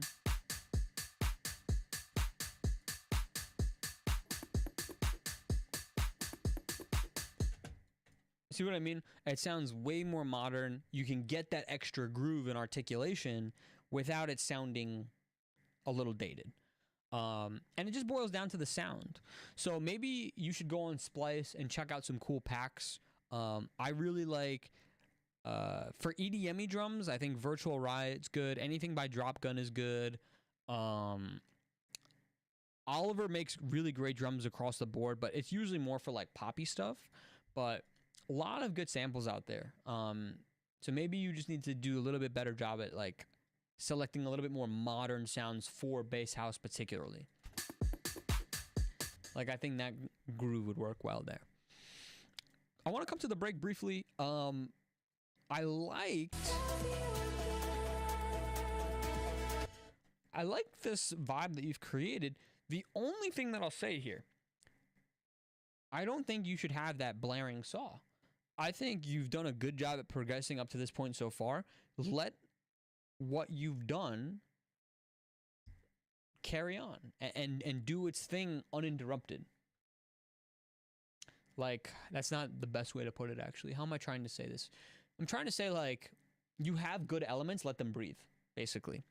So having this, like, blaring saw command, bam, bam. Number saw, the saw sound feels a bit stock, so it's just not the most interesting sound. But even still, it's just, it's kind of interrupting the vibe because you've got this ARP, you've got this emotional vocal. I think instead, if you're going to build on this break, use something that votes for the type of break that you're trying to make.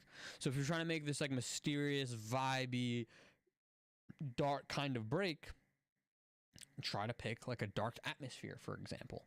That would be a really wise decision. And that boils down to sound selection in the context of arranging your song. But dude, Mr. Mouse, if you're here, thank you for sending this one. Overall, I like the vision, and hopefully this feedback helps, man. Okay, we've got two more. Next, we've got Alku. GG Moss remix. Let's mute the mic. Let's take a listen. You used to ask me if I got. Yo, real quick, I don't know much about this. Is this a popular song? Am I about to get copyrighted? If I get copyrighted, I'll just mute it afterwards. No worries. All right, here we go. You used to ask me if I got home safe. You never let me walk alone when it was getting late. Now you're reminding me that love can die like seasons change. You don't look at me the same. No, I'm not gonna wait. If you wanna go, then I'll let you walk away.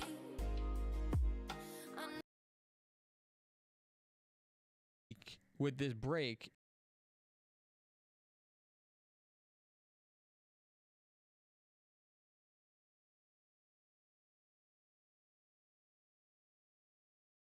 the style of music. So, and that's just in Serum. Like, second drop is like the awful. But yo, you have the right. I'm not asking you to stay. To me, it's important to say because I think it's worth repeating. As you get better, the only way to get better and to continue improving is to pay very close attention to the small details. So even though it can seem like I'm nitpicking, I mean, I am nitpicking, but that's what it takes, even for myself. Throughout my whole entire production journey, and still to this day, the way I am actively improving is by paying attention to the tiniest details that nobody cares about. Because actually, in fact, every tiny little detail is like, let's say, a 1% improvement. You do 21% improvements, you get a very significant improvement in your entire song. So that is why I am being nitpicky. But you do have a very strong idea here. So I'm really excited to see you implement this feedback. Because I think you said over here it's only like 4 hours. You only worked on this for 4 hours, dude. You've cooked, man. Good stuff. All right, lastly, final one of the stream, folks. It's been almost it's been over 4 hours, I think. All right, let's go. I think this is Cosmos.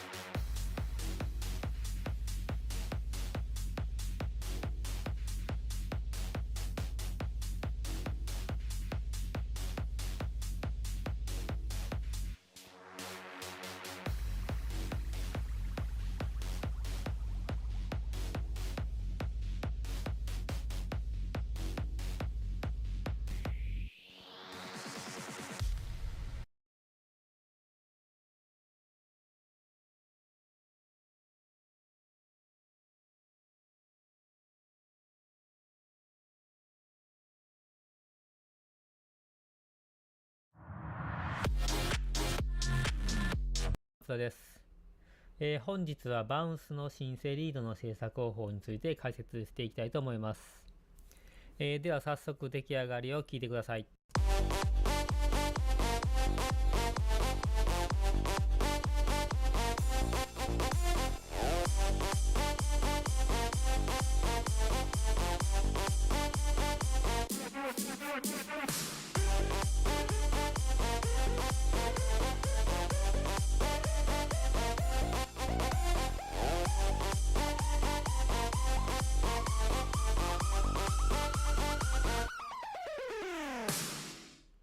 はい、かっこいいですね。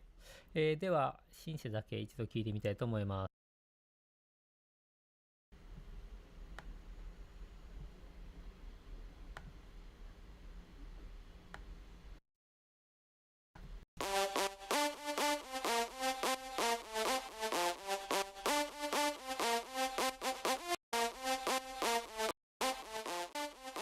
そうですね。で、まず、プリセットクリアと。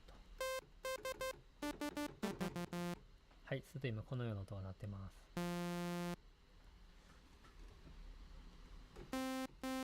はい。ではその状態でまずですね、ボイス8。で、それをデチューンをかけますね。はい、このような音になりますね。で、次に、オシレーターの2番。こちらのボイス8ですね。で、波形はそう。はい、このような形になります。で、あとはこの2つの、ボリュームの比率なんですけれども、こちら、教えた2番を大きめにしておきます。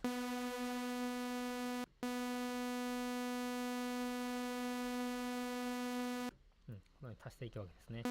こで、していきます。